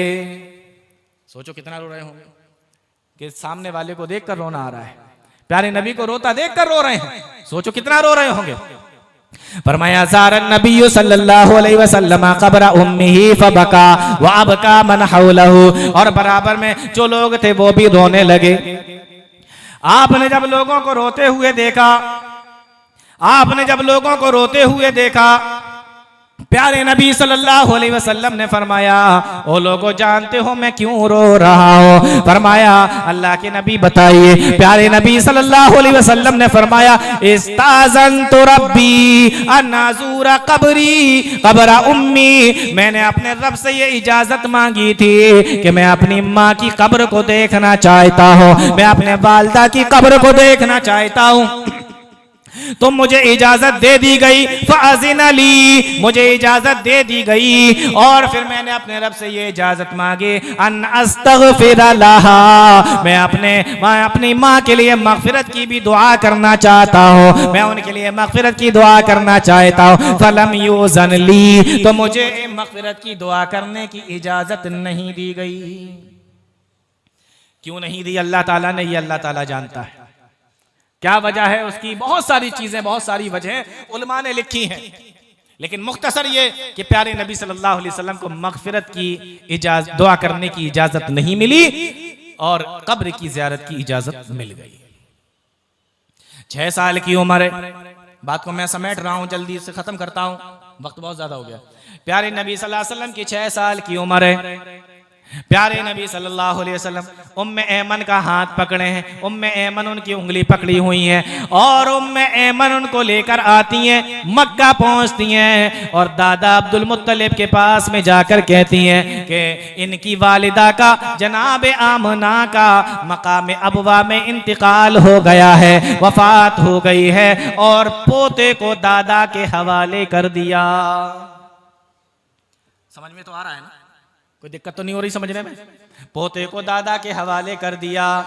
देखो मेरे भाइयों, माँ बाप तो सभी के मरते हैं, जो दुनिया में आया है उसको दुनिया से जाना है, किसी के जल्दी खत्म हो जाते हैं, किसी के बाद में खत्म होते हैं। यहाँ पर प्यारे नबी के दोनों खत्म हो गए, वालिद भी चले गए, वालिदा भी दुनिया से चली गई। लेकिन मेरे भाइयों गौर करने की बात है कि माँ खत्म हुई मकाम अबवा में और बाप खत्म हुए मदीना में, यानी माँ बाप खत्म भी हुए तो परदेश के अंदर। जनाब अब्दुल मुत्तलिब के हवाले कर दिया, आपका पोता आपके हवाले। अब ये अब्दुल मुत्तलिब कौन है? अब्दुल मुत्तलिब मक्का के सरदार हैं, काबा के मुतवल्ली हैं और अब प्यारे नबी के ये जिम्मेदार भी हैं। प्यारे नबी को इन्होंने बड़ी हिफाजत के साथ अपने दिल से कलेजे से लगा के रखा। क्यों रखा?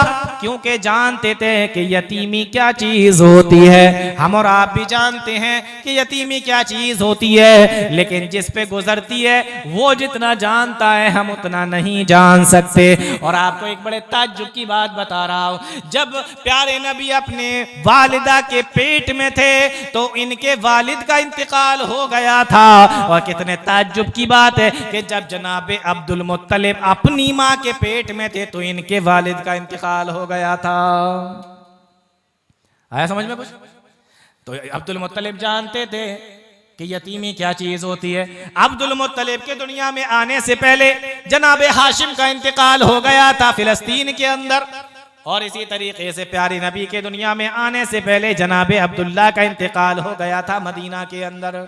तो दादा जानते थे कि यतीमी क्या चीज होती है, बड़े कलेजे से लगा के रखा।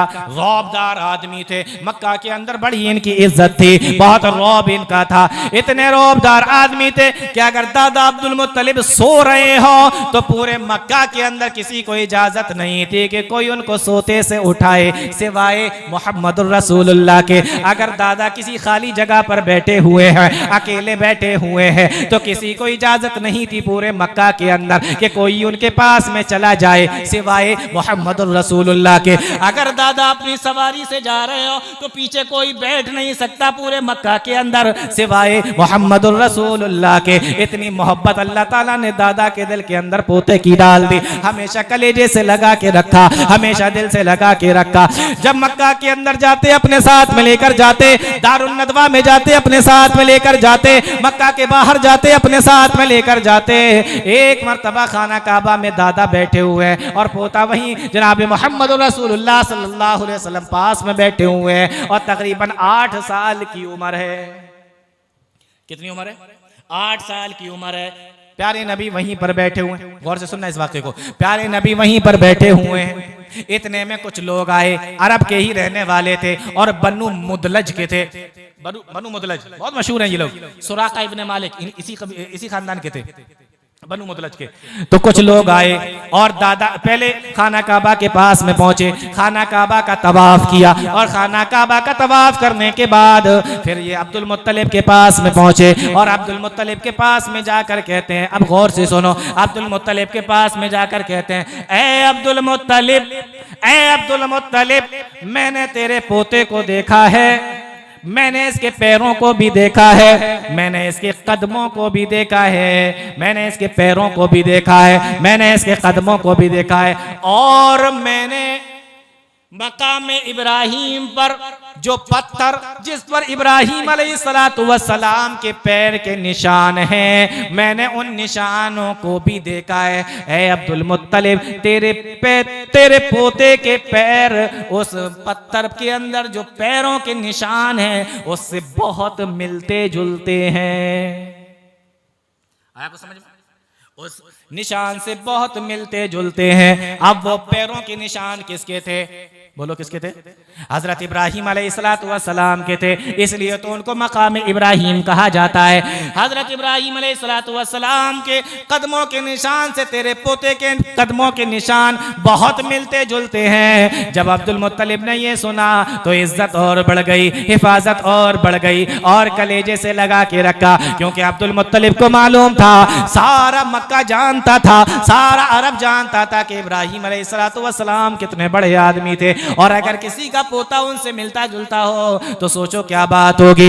इसलिए अल्लाह के नबी सल्लल्लाहु अलैहि वसल्लम जब मेराज से वापस आए, आपने फरमाया, ओ लोगों, मैंने 7वें आसमान पर इब्राहिम अलैहिस्सलातु वस्सलाम को देखा और वहां पर जो एक घर है जिसका नाम बैतुल मामूर है, फरिश्ते जिसका चक्कर लगाते हैं, जैसे हम दुनिया के अंदर खाना काबा का तवाफ करते हैं, फरमाया बैतुल मामूर की दीवार से पीठ लगाकर मैंने देखा इब्राहिम अलैहिस्सलातु वस्सलाम बैठे हुए थे। और ए लोगों, अगर तुम ये देखना चाहते हो इब्राहिम अलैहिस्सलातु वस्सलाम कैसे थे, तो ए लोगों मुझे देख लो, मुहम्मदुर रसूलुल्लाह को देख लो, मेरा चेहरा इब्राहिम अलैहिस्सलाम से बहुत मिलता जुलता है। तो पैरों के निशान मकाम इब्राहिम पर जो निशान है उससे मिलते जुलते। दादा को बता दिया गया, दादा समझ गए कि जब इतने बड़े आदमी के पैरों से मेरे पोते के निशान मिल रहे हैं तो मेरा पोता भी आगे चलकर, बोलो है, हाँ, आगे चलकर बहुत बड़ा आदमी बनने वाला है। यही वजह है कि आपने तारीखों में पढ़ा होगा कि जब जनाबे अब्दुल मुत्तलिब के बिस्तर पर और उनकी खास सीट पर जब अल्लाह के नबी बैठ जाया करते थे तो उनके चचा उनको हटाने की कोशिश करते थे, तो अब्दुल मुत्तलिब कहते थे, मेरे पोते को मत हटाओ, इसकी बहुत बड़ी शान होने वाली है, बहुत ऊंचा मकाम होने वाला है।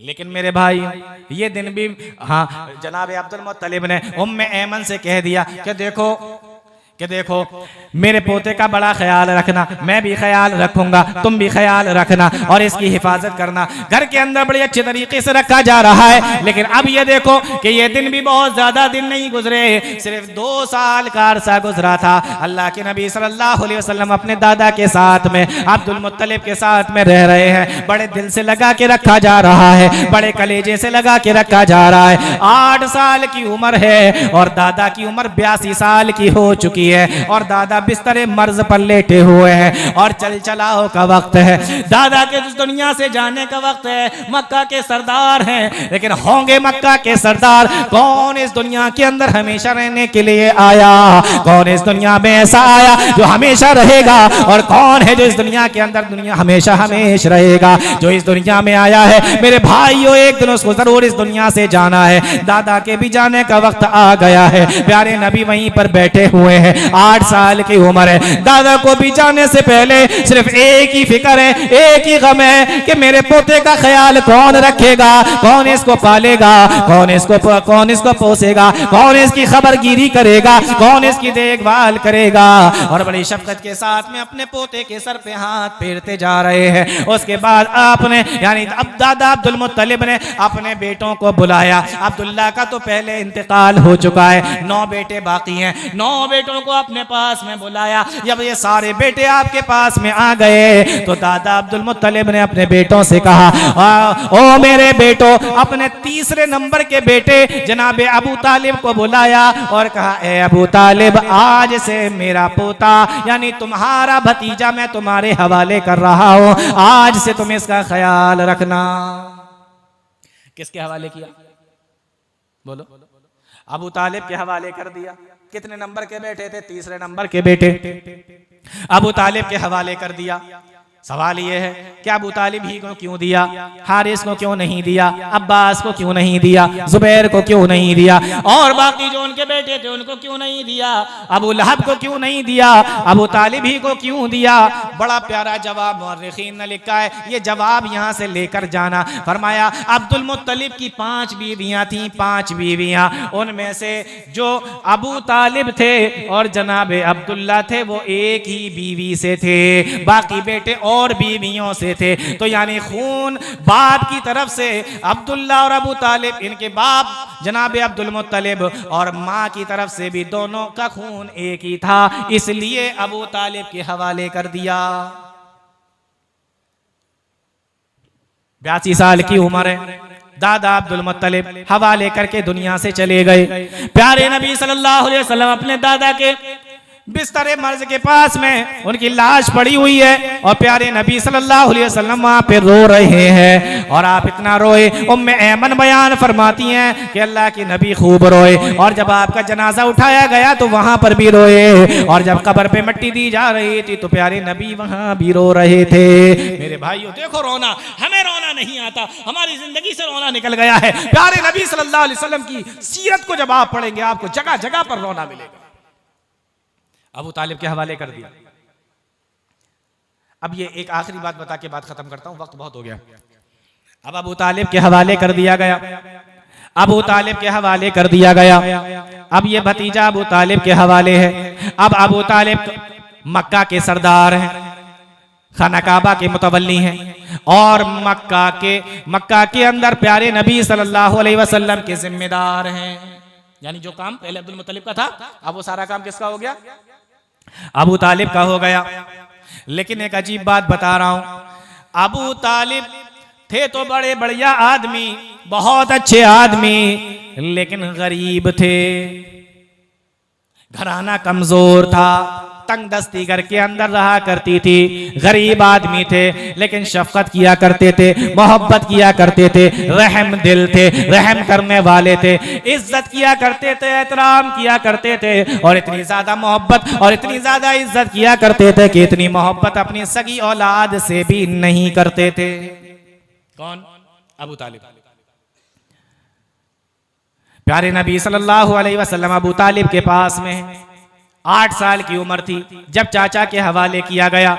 अब इधर नबी की उम्र 8 साल से बढ़कर 40 साल की हो गई, और इधर अबू तालिब की उम्र 75 साल की हो गई। भाई बड़े भी तो होंगे ना, चाचा के पास में रह रहे हैं। तकरीबन 40 या 42 साल अल्लाह के नबी अपने चचा के साथ अपने चचा के पास में रहे। अब इधर नबी की उम्र 40 साल हो गई, इधर अबू तालिब की उम्र 75 साल हो गई। इधर नबी को नबी बना दिया गया, आपने नबुव्वत का ऐलान कर दिया। आपकी हिफाजत की जिम्मेदारी अबू तालिब के हाथ में है, आपकी हिमायत की जिम्मेदारी अबू तालिब के हाथ में है। 40 साल से जिम्मेदारी निभा रहे हैं और बच्चों से ज्यादा मोहब्बत कर रहे हैं, बच्चों से ज्यादा एहतराम कर रहे हैं। लेकिन कितनी अजीब बात है, कितनी अजीब बात है, जब उसी भतीजे को नबी बनाया गया तो चचा अबू तालिब ने कलमा नहीं पढ़ा, इस्लाम नहीं लाए, मुसलमान नहीं हुए। और उससे भी ज्यादा ताज्जुब की बात यह है कि जब नबी ने नबुव्वत का ऐलान किया तो हिफाजत और ज्यादा बढ़ा दी, देखभाल और ज्यादा बढ़ा दी। ईमान नहीं ला रहे, जिम्मेदारी पूरे निभा रहे हैं, बल्कि और अच्छे तरीके से निभा रहे हैं। सन 6 नबवी का जमाना था, यानी कि प्यारे नबी सल्लल्लाहु अलैहि वसल्लम को नबी बने हुए 6ठा साल चल रहा था। इधर हजरत हमजा रजी अल्लाह ताला ने इस्लाम ले आते हैं। मक्का के नौजवान हैं, बहादुर हैं, और उनके कुछ दिनों के बाद में हजरत उमर ने भी इस्लाम कबूल कर लिया। ये भी मक्का के नौजवान हैं, ताकतवर हैं, बहादुर हैं, इन्होंने भी इस्लाम कबूल कर लिया। मक्का वालों ने, मुशरिकीन मक्का ने जब ये देखा, उनके सीनों के ऊपर सांप लौट गया। और इधर जो लोग हिजरत करके हबशा गए थे, उनको वापस लाने के लिए मुशरिकीन मक्का ने अपने कुछ लोगों को भेजा था। वहां के बादशाह नज्जाशी ने उन लोगों को वापस कर दिया और मुसलमानों को अपने मुल्क के अंदर रोक लिया। इधर ये मक्का वाले कई मर्तबा अबू तालिब के पास में पहुंचे और अबू तालिब से कहने लगे अपने भतीजे को मेरे हवाले कर दो। अबू तालिब ने भतीजे को उनके हवाले करने से भी मना कर दिया। यानी चारों तरफ से मुशरिकीन मक्का परेशान हो गए कि ये हो क्या रहा है, ये चल क्या रहा है, हर तरफ से नाकामी। यही उदेड़पुन में 1 साल का वक्फा गुजर गया। अब जब सन 7 नबवी आ गई, यानी अल्लाह के नबी सल्लल्लाहु अलैहि वसल्लम कि नबुव्वत का 7वां साल था, सारे मक्का के लोग इकट्ठा हो गए। और इकट्ठा होने के बाद में लोगों ने मशवरा किया, दारुल नदवा कमेटी घर के अंदर बैठे और इकट्ठा होकर मशवरा करने लगे और कहने लगे क्या लोगों, अब इन तमाम चीजों से काम नहीं चलेगा, बल्कि अब एक काम ये करते हैं कि सारे के सारे लोगों का बाइकआउट कर देते हैं, मुसलमानों का मुकम्मल तरीके से बाइकआउट कर देते हैं। कोई उनसे बात नहीं करेगा, कोई उनके पास नहीं बैठेगा, कोई उनके घर पे नहीं जाएगा, कोई उनको अपने पास नहीं बुलाएगा, कोई उनको सामान नहीं बेचेगा, कोई उनसे सामान नहीं खरीदेगा। मुकम्मल बाइकआउट कर दिया जाए। और मक्का वालों ने मुकम्मल बाइकआउट कर दिया। अब जो लोग नबी सल्लल्लाहु अलैहि वसल्लम पर ईमान लाने वाले थे, उनका मुकम्मल बाइकआउट हो गया। और जो लोग नबी पर ईमान नहीं लाए थे, कुछ लोग तो ऐसे थे जो नबी के साथ थे, उन्होंने ईमान और इस्लाम की वजह से नबी का साथ दिया। और कुछ लोग खानदान के ऐसे थे जो इस्लाम तो नहीं लाए थे, लेकिन उन्होंने खानदान की वजह से नबी का साथ दिया। तो ये सारे के सारे लोग शैब अबी तालिब के अंदर कैद कर दिए गए। शैब अबी तालिब एक घाटी थी, उस घाटी के अंदर ये सारे के सारे लोग इकट्ठा हो गए। क्यों इकट्ठा हो गए? वो अबू तालिब की मिल्कियत थी, खाना काबा के पास में थी, पहाड़ों के बीच की जो जगह होती है घाटी, उस घाटी के अंदर सबको अबू तालिब ने इकट्ठा कर लिया कि सब एक जगह रहेंगे, ताकत बनी रहेगी। अलग अलग रहेंगे तो हो सकता है मुशरिकीन मक्का परेशान करें, सब एक जगह आकर इकट्ठा हो। तो ऐसा नहीं था कि सिर्फ मुसलमान थे, बल्कि उसमें ऐसे भी लोग थे जो ईमान वाले नहीं थे लेकिन खानदान की वजह से साथ दे रहे थे। हाँ, अबू लहब नहीं आया, अबू लहब नहीं आया, बाकी सारे चचा आए। मुकम्मल बाइकाट हो चुका है। और ये मुकम्मल बाइकाट 1 दिन का नहीं था, 2 दिन का नहीं था, 1 हफ्ते 1 महीने का नहीं था, बल्कि 3 साल तक ये मुकम्मल बाइकाट चलता रहा। अब ये मक्का के लोग, जब ये मुसलमान मक्का के जब ये अपने घाटी से बाहर निकलते हैं, बाहर जाते हैं, कोई इनसे बात करने के लिए तैयार नहीं है, कोई इनकी बात सुनने के लिए तैयार नहीं है, कोई इनको सामान बेचने के लिए तैयार नहीं है, कोई इनसे सामान खरीदने के लिए तैयार नहीं है। खाने पीने से रोक दिया गया, बातचीत से रोक दिया गया, आने जाने से रोक दिया गया, शैब अबी तालिब के अंदर कैद कर दिया गया। जो सारा सामान इन लोगों के पास में था वो धीरे धीरे करके खत्म हो गया। अब ये बड़े जो थे, इन लोगों ने तो अपने भूख और प्यास को बर्दाश्त कर लिया, लेकिन जो छोटे छोटे बच्चे थे वो भूख और प्यास को कैसे बर्दाश्त करते। फिर आखिर नतीजा ये हुआ कि भूख और प्यास की वजह से मुसलमानों के छोटे छोटे बच्चे रोते और इनके रोने की आवाज घाटी के बाहर आती और ये आवाज मुशरिकीन मक्का के कानों के अंदर पड़ती, लेकिन उनको रहम नहीं आता, उनके दिल के अंदर रहम नहीं आता, उनका दिल नहीं पसीजता, उनके दिलों के अंदर रहम नहीं आता। बल्कि मौर्रिखीन ने लिखा है कि खुश हुआ करते थे, ठहाके मारा करते थे, ठट्टे किया करते थे, तालियां बजा बजा के हंसा करते थे। सोच कर देखो कितनी बड़ी आजमाइश का जमाना था, हम उसका तसव्वुर भी नहीं कर सकते। 3 साल की मुद्दत है और 3 साल का जमाना थोड़ा नहीं होता, कम नहीं होता, बल्कि बहुत बड़ा होता है। और खास तौर से जब मुसीबत के थे, आप 50 के हुए, ये 85 के हो गए। 85 साल की उम्र है किसकी? चचा अबू तालिब की। बूढ़े हैं, कमजोर हैं और भूखों प्यास ने अंदर से कमजोर कर दिया है और हालात ने अंदर से तोड़ के रख दिया है, पूरे सफेद हो चुके हैं। अबू तालिब 6 महीने से बीमार हैं और बिस्तरे मर्ज पर लेटे हुए हैं, पूरे कमजोर हो चुके हैं, हड्डियां निकल आई हैं, पूरे सफेद हो चुके हैं और अब चल चलाओ का वक्त है। 6 महीने से बिस्तर पर लेटे हुए हैं। मेरे भाइयों, बीमारियों का तो इलाज होता है, बीमारियों की तो दवा होती है, मौत का कोई इलाज नहीं है और मौत की कोई दवा नहीं है। किसी ने जाकर प्यारे नबी को बताया, आज तुम्हारे चाचा की तबीयत बहुत ज्यादा खराब है, आज तुम्हारे चाचा बहुत ज्यादा बीमार है। प्यारे नबी दावत व तबलीग में लगे हुए सीधे अपने चचा के घर पे आए। अब सही बुखारी के हवाले से हदीस सुनो। प्यारे नबी अपने चचा के पास में आए, देखा चचा बिस्तर पे लेटा हुआ है, 6 महीने से बीमार है, बिल्कुल बूढ़ा हो चुका है, सफेद हो चुका है, कमजोर हो चुका है, हड्डियां ही हड्डियां नजर आ रही हैं। चचा के पास में देखते हैं, फवजदा इंदहु अबा जहलिन व अब्दुल्लाह इब्न अबी उमय्या। देखते हैं कि वहां पर 2 लोग बैठे हुए हैं, एक का नाम अबू जहल है और एक का नाम अब्दुल्लाह बिन अबी उमय्या है। ये दोनों भी वहां पहले से बैठे थे। अल्लाह के नबी अपने चचा के पास में पहुंचे और चचा से जाके कहा, या अम्मी कुल ला इलाहा इल्लल्लाह कलिमतन वहाज्जु लक बिहा इंदल्लाह। ओ मेरे चचा, कलमा पढ़ लो, मुसलमान हो जाओ, कलमा पढ़ लो, मुसलमान हो जाओ। ओ मेरे चचा, मैं अल्लाह ताला के सामने गवाही दे दूंगा, मेरे चचा ने मौत से पहले कलमा पढ़ लिया था, मेरे चचा ने मौत से पहले इस्लाम कबूल कर लिया था। अच्छा, आप जरा ये सोचे कि नबी को कितनी मोहब्बत होगी अपने चचा से। चचा को जब इतनी मोहब्बत है तो नबी को कितनी मोहब्बत होगी। मुअर्रिखीन ने लिखा है, बाइकॉट के जमाने में जब ये सारे के सारे शाबे अबी तालिब के अंदर थे, रात का वक्त होता था, अल्लाह के नबी अपने बिस्तर पे सोया करते थे। रात के वक्त में अबू तालिब अपने बेटे को बुलाते और बेटे को बुलाकर कहते, ओ मेरे बेटे, तुम मोहम्मदुर रसूलुल्लाह के बिस्तर पे जाके सो जाओ और मोहम्मदुर रसूलुल्लाह को अपने बिस्तर पे आके लिटा दो। क्यों? इसलिए कि अगर किसी ने बाहर से देख लिया हो और फिर वो घाटी के अंदर आए नबी को मारने के लिए, नबी को खत्म करने के लिए, अगर उसने बाहर से देख लिया हो तो मेरा बेटा मार दिया जाए लेकिन मेरे भतीजे को कुछ ना हो, मेरे भतीजे का कुछ ना बिगड़े। कितनी मोहब्बत होगी, कितनी मोहब्बत होगी। बेटा मार दिया जाए, भतीजे को कुछ ना हो। बिलाखिर मुअर्रिखीन ने तो यहां तक लिखा है कि कभी कभी तो ऐसा होता, कभी कभी ऐसा होता कि अबू तालिब खुद नबी के बिस्तर पे सो जाते और अपने बिस्तर पे नबी को सुला देते कि अगर जान जानी हो तो चचा की जाए, भतीजे का कुछ ना बिगड़े। इतना प्यार करने वाला, इतनी मोहब्बत करने वाला, इतनी शफकत करने वाला, इतना रहम दिल आदमी, इतना रहम करने वाला चचा आज दुनिया से जा रहा है, आज दुनिया को छोड़ने वाला है, आज दुनिया से जा रहा है। चल चलाओ का वक्त है, नबी चचा के पास में खड़े हुए हैं। सोचो नबी के दिल के अंदर कितनी ख्वाहिश होगी, कितनी उमंगे होंगी, कितना गम होगा, कितना सदमा होगा।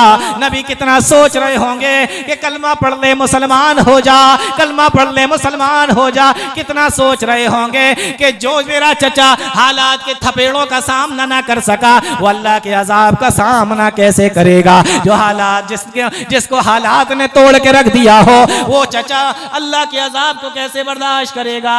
नबी कितना परेशान होंगे। इसी परेशानी को अल्लाह ताला ने कुरान के अंदर बयान फरमाया, फलअल्लका बाखिउन नफ्सका अला आसारिहिम इल्लम युमिनु बिहाज़ल हदीस असफा। ओ मेरे नबी, अगर ये ईमान नहीं लाए तो क्या इसी गम की वजह से आप अपनी जान दे दोगे? क्या आप अपनी जान दे दोगे? आप अपने आप को हलाक कर दोगे? क्या ये ईमान नहीं ला रहे हैं? सोचो कितना गम होगा। आप बार बार कह रहे हैं, या अम्मी कुल ला इलाहा इल्लल्लाह कलिमतन वहाज्जु लक बिहा इंदल्लाह। मैं अल्लाह के सामने गवाही दूंगा, मेरे चचा ने कलमा पढ़ लिया था, मेरा चचा मुसलमान हो गया था। और इधर ये दोनों जो बैठे हुए थे, दोनों के दोनों कहते हैं, अबू तालिब अतरगबु अन मिल्लत अब्दुल मुत्तलिब, क्या तू अब्दुल मुत्तलिब के दीन से फिर जाएगा? क्या आखिरी वक्त में तू मोहम्मदुर रसूल रसूलुल्लाह के दीन को कबूल कर लेगा? क्या तू अपने बाप दादा के दीन को छोड़ देगा? यहाँ ये लोग बार बार कह रहे हैं, ऐ अबू तालिब, क्या तू इस आर को बर्दाश्त कर सकता है, इस बात को बर्दाश्त कर सकता है कि अबू तालिब आदमी तो बहुत अच्छा था, लेकिन आखिरी वक्त में अपने बाप दादा के दीन से फिर गया था और अपने चचा अपने भतीजे के दीन को कबूल कर लिया था। क्या तू इस बात को कबूल कर सकता है? फिर आखिर हदीस के अंदर आया, अल्लाह के नबी बार बार उससे कहते रहे कि कलमा पढ़ो, और वो दोनों बार बार कहते रहे, क्या तू अपने बाप दादा के दीन से फिर जाएगा?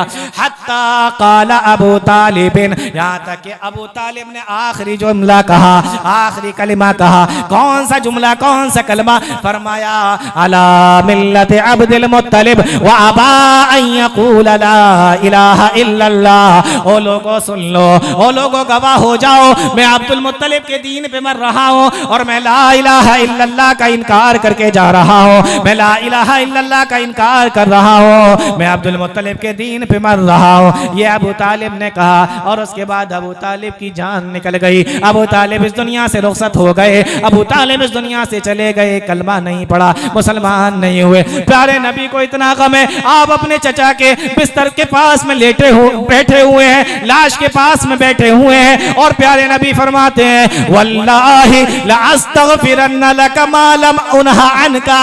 ओ मेरे चचा, जब तक मुझे मना न कर दिया जाए, मैं तेरे लिए मगफिरत की दुआ करता रहूंगा। जैसे इब्राहिम अलैहिस्सलाम ने कहा था अपने वाले से कि मैं तेरे लिए मगफिरत की दुआ करूंगा, इसी तरीके से प्यारे नबी ने कहा, ओ मेरे चचा, मैं तेरे लिए मगफिरत की दुआ करता रहूंगा जब तक मुझे मना ना कर दिया जाए। अल्लाह ताला ने आयत करीमा नाजिल फरमाई, मा काना लिन्नबी वल्लज़ीना आमनू अन यस्तगफिरू लिलमुशरिकीना वलौ कानू उली कुर्बा। किसी नबी के लिए ये मुनासिब ही नहीं है, ये जायज़ ही नहीं है, और किसी ईमान वाले इस्लाम वाले के लिए भी ये मुनासिब और जायज़ नहीं है कि उसका करीबी रिश्तेदार, चाहे बाप ही क्यों ना हो, माँ ही क्यों ना हो, खानदान ही क्यों ना हो, अगर हालत कुफ्र में मरे तो उसके लिए मगफिरत की दुआ करे, ये उसके लिए जायज़ नहीं है। अल्लाह ताला ने मना कर दिया, चचा के लिए दुआ नहीं कर सकते। कितनी मोहब्बत करने वाला, कितनी शफकत करने वाला, आप अंदाजा करें जरा। आखिरी आयत नाजिल हुई चचा के बारे में, फरमाया, इन्नका ला तहदी मन अहबबता वलाकिन्नल्लाह यहदी मन यशा।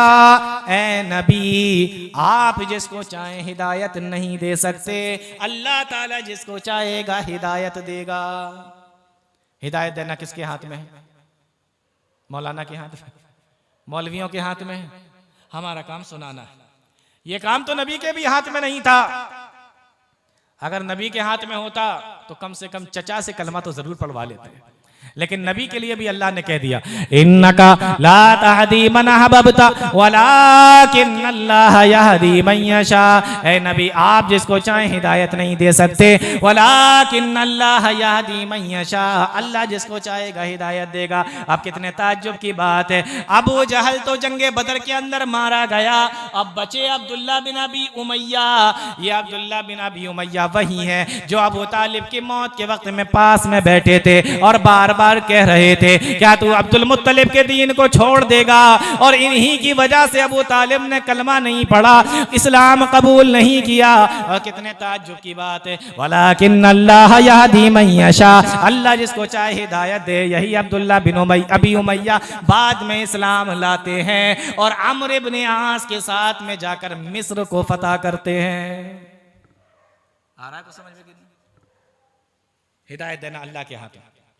तो प्यारे नबी सल्लल्लाहु अलैहि वसल्लम अपने वालिद के कब्र पे जाके रोए, प्यारे नबी अपनी माँ की वालिदा की कब्र के पास में जाके रोए, प्यारे नबी अपने दादा के इंतकाल पे रोए, और प्यारे नबी अपने चचा की वफात पर भी रोए। नबी की जिंदगी ऐसे देखते चले जाएंगे ना, आपको एक बड़ा हिस्सा मिलेगा कि अल्लाह के नबी सल्लल्लाहु अलैहि वसल्लम रोए। मैं आखिरी बात बता के बात खत्म कर रहा हूँ। प्यारे नबी सल्लल्लाहु अलैहि वसल्लम ने एक हदीस के अंदर इरशाद फरमाया, अहवनु अहलिन नारे अज़ाबन, क़यामत के दिन जहन्नम के अंदर सबसे हल्का अजाब अबू तालिब को दिया जाएगा। अहवनु अहलिन नारे अज़ाबन अबू तालिबिन, जहन्नम के अंदर सबसे हल्का अजाब अबू तालिब को दिया जाएगा। हुवा मुंतइलुन बिनालैने, आग की 2 जूतियां पहना दी जाएंगी। यगली मिनहुमा दिमागुहु, उन आग की जूतियां पहनने की वजह से उनका दिमाग हांडी की तरह खोल रहा होगा। बहुत बड़ी नेमत है तौहीद, अल्लाह ताला जिसको नवाज दे। इंसान दुनिया से हालत शिर्क में चला जाए, हालत कुफ्र में चला जाए, तौहीद लेकर ना जाए, बहुत बड़ी रुसवाई है उसके लिए, हमेशा के लिए अजाब है उसके लिए। अल्लाह ताला ने जिन लोगों को तौहीद से नवाजा है उनको उसकी कदर करना चाहिए, उस नेमत का शुक्रिया अदा करना चाहिए, दूसरों को बताना चाहिए। तो बहरहाल मैं बता ये रहा था कि नबी सल्लल्लाहु अलैहि वसल्लम की जिंदगी उठाकर देखें तो आपको रोना मिलेगा। आप रोते थे अल्लाह के सामने, अल्लाह की मोहब्बत में, कुरान को सुनकर। बहुत सारी मिसालें मैंने तो अभी आपको, वो जो होता है ना, कहते हैं कि देग के अंदर से चंद चावल निकालकर ऐसे देखे जाता है बस कि पूरी देग का क्या हाल है। अभी बहुत सारी चीज़ें ऐसी बाकी हैं जिस पर बहुत सारी बातें की जा सकती हैं। बहरहाल मेरे भाइयों, अल्लाह ताला से दुआ किया करो, अल्लाह ताला आपकी दिलों को नरम कर दे, अल्लाह ताला आपको एक रोने वाला दिल दे जो अल्लाह ताला के लिए रोए, अल्लाह ताला की खातिर रोए, अल्लाह ताला की मोहब्बत में रोए, अल्लाह ताला के डर की वजह से रोए। ये बहुत बड़ी अल्लाह ताला की नेमत है कि हमारे दिल नरम हो जाएं। दिल सख्त हैं, रोना नहीं आता, डर नहीं लगता और अल्लाह रब्बुल आलमीन के सामने रोते नहीं। अल्लाह ताला हम तमाम लोगों को नेक अमल की तौफीक दे, कुरान और हदीस समझने की, इस पर चलने की तौफीक अता फरमाए। आमीन या रब्बल आलमीन। व आखिर दावाना अल्हम्दुलिल्लाहि रब्बिल आलमीन। वस्सलामु अलैकुम व रहमतुल्लाहि व बरकातुहू।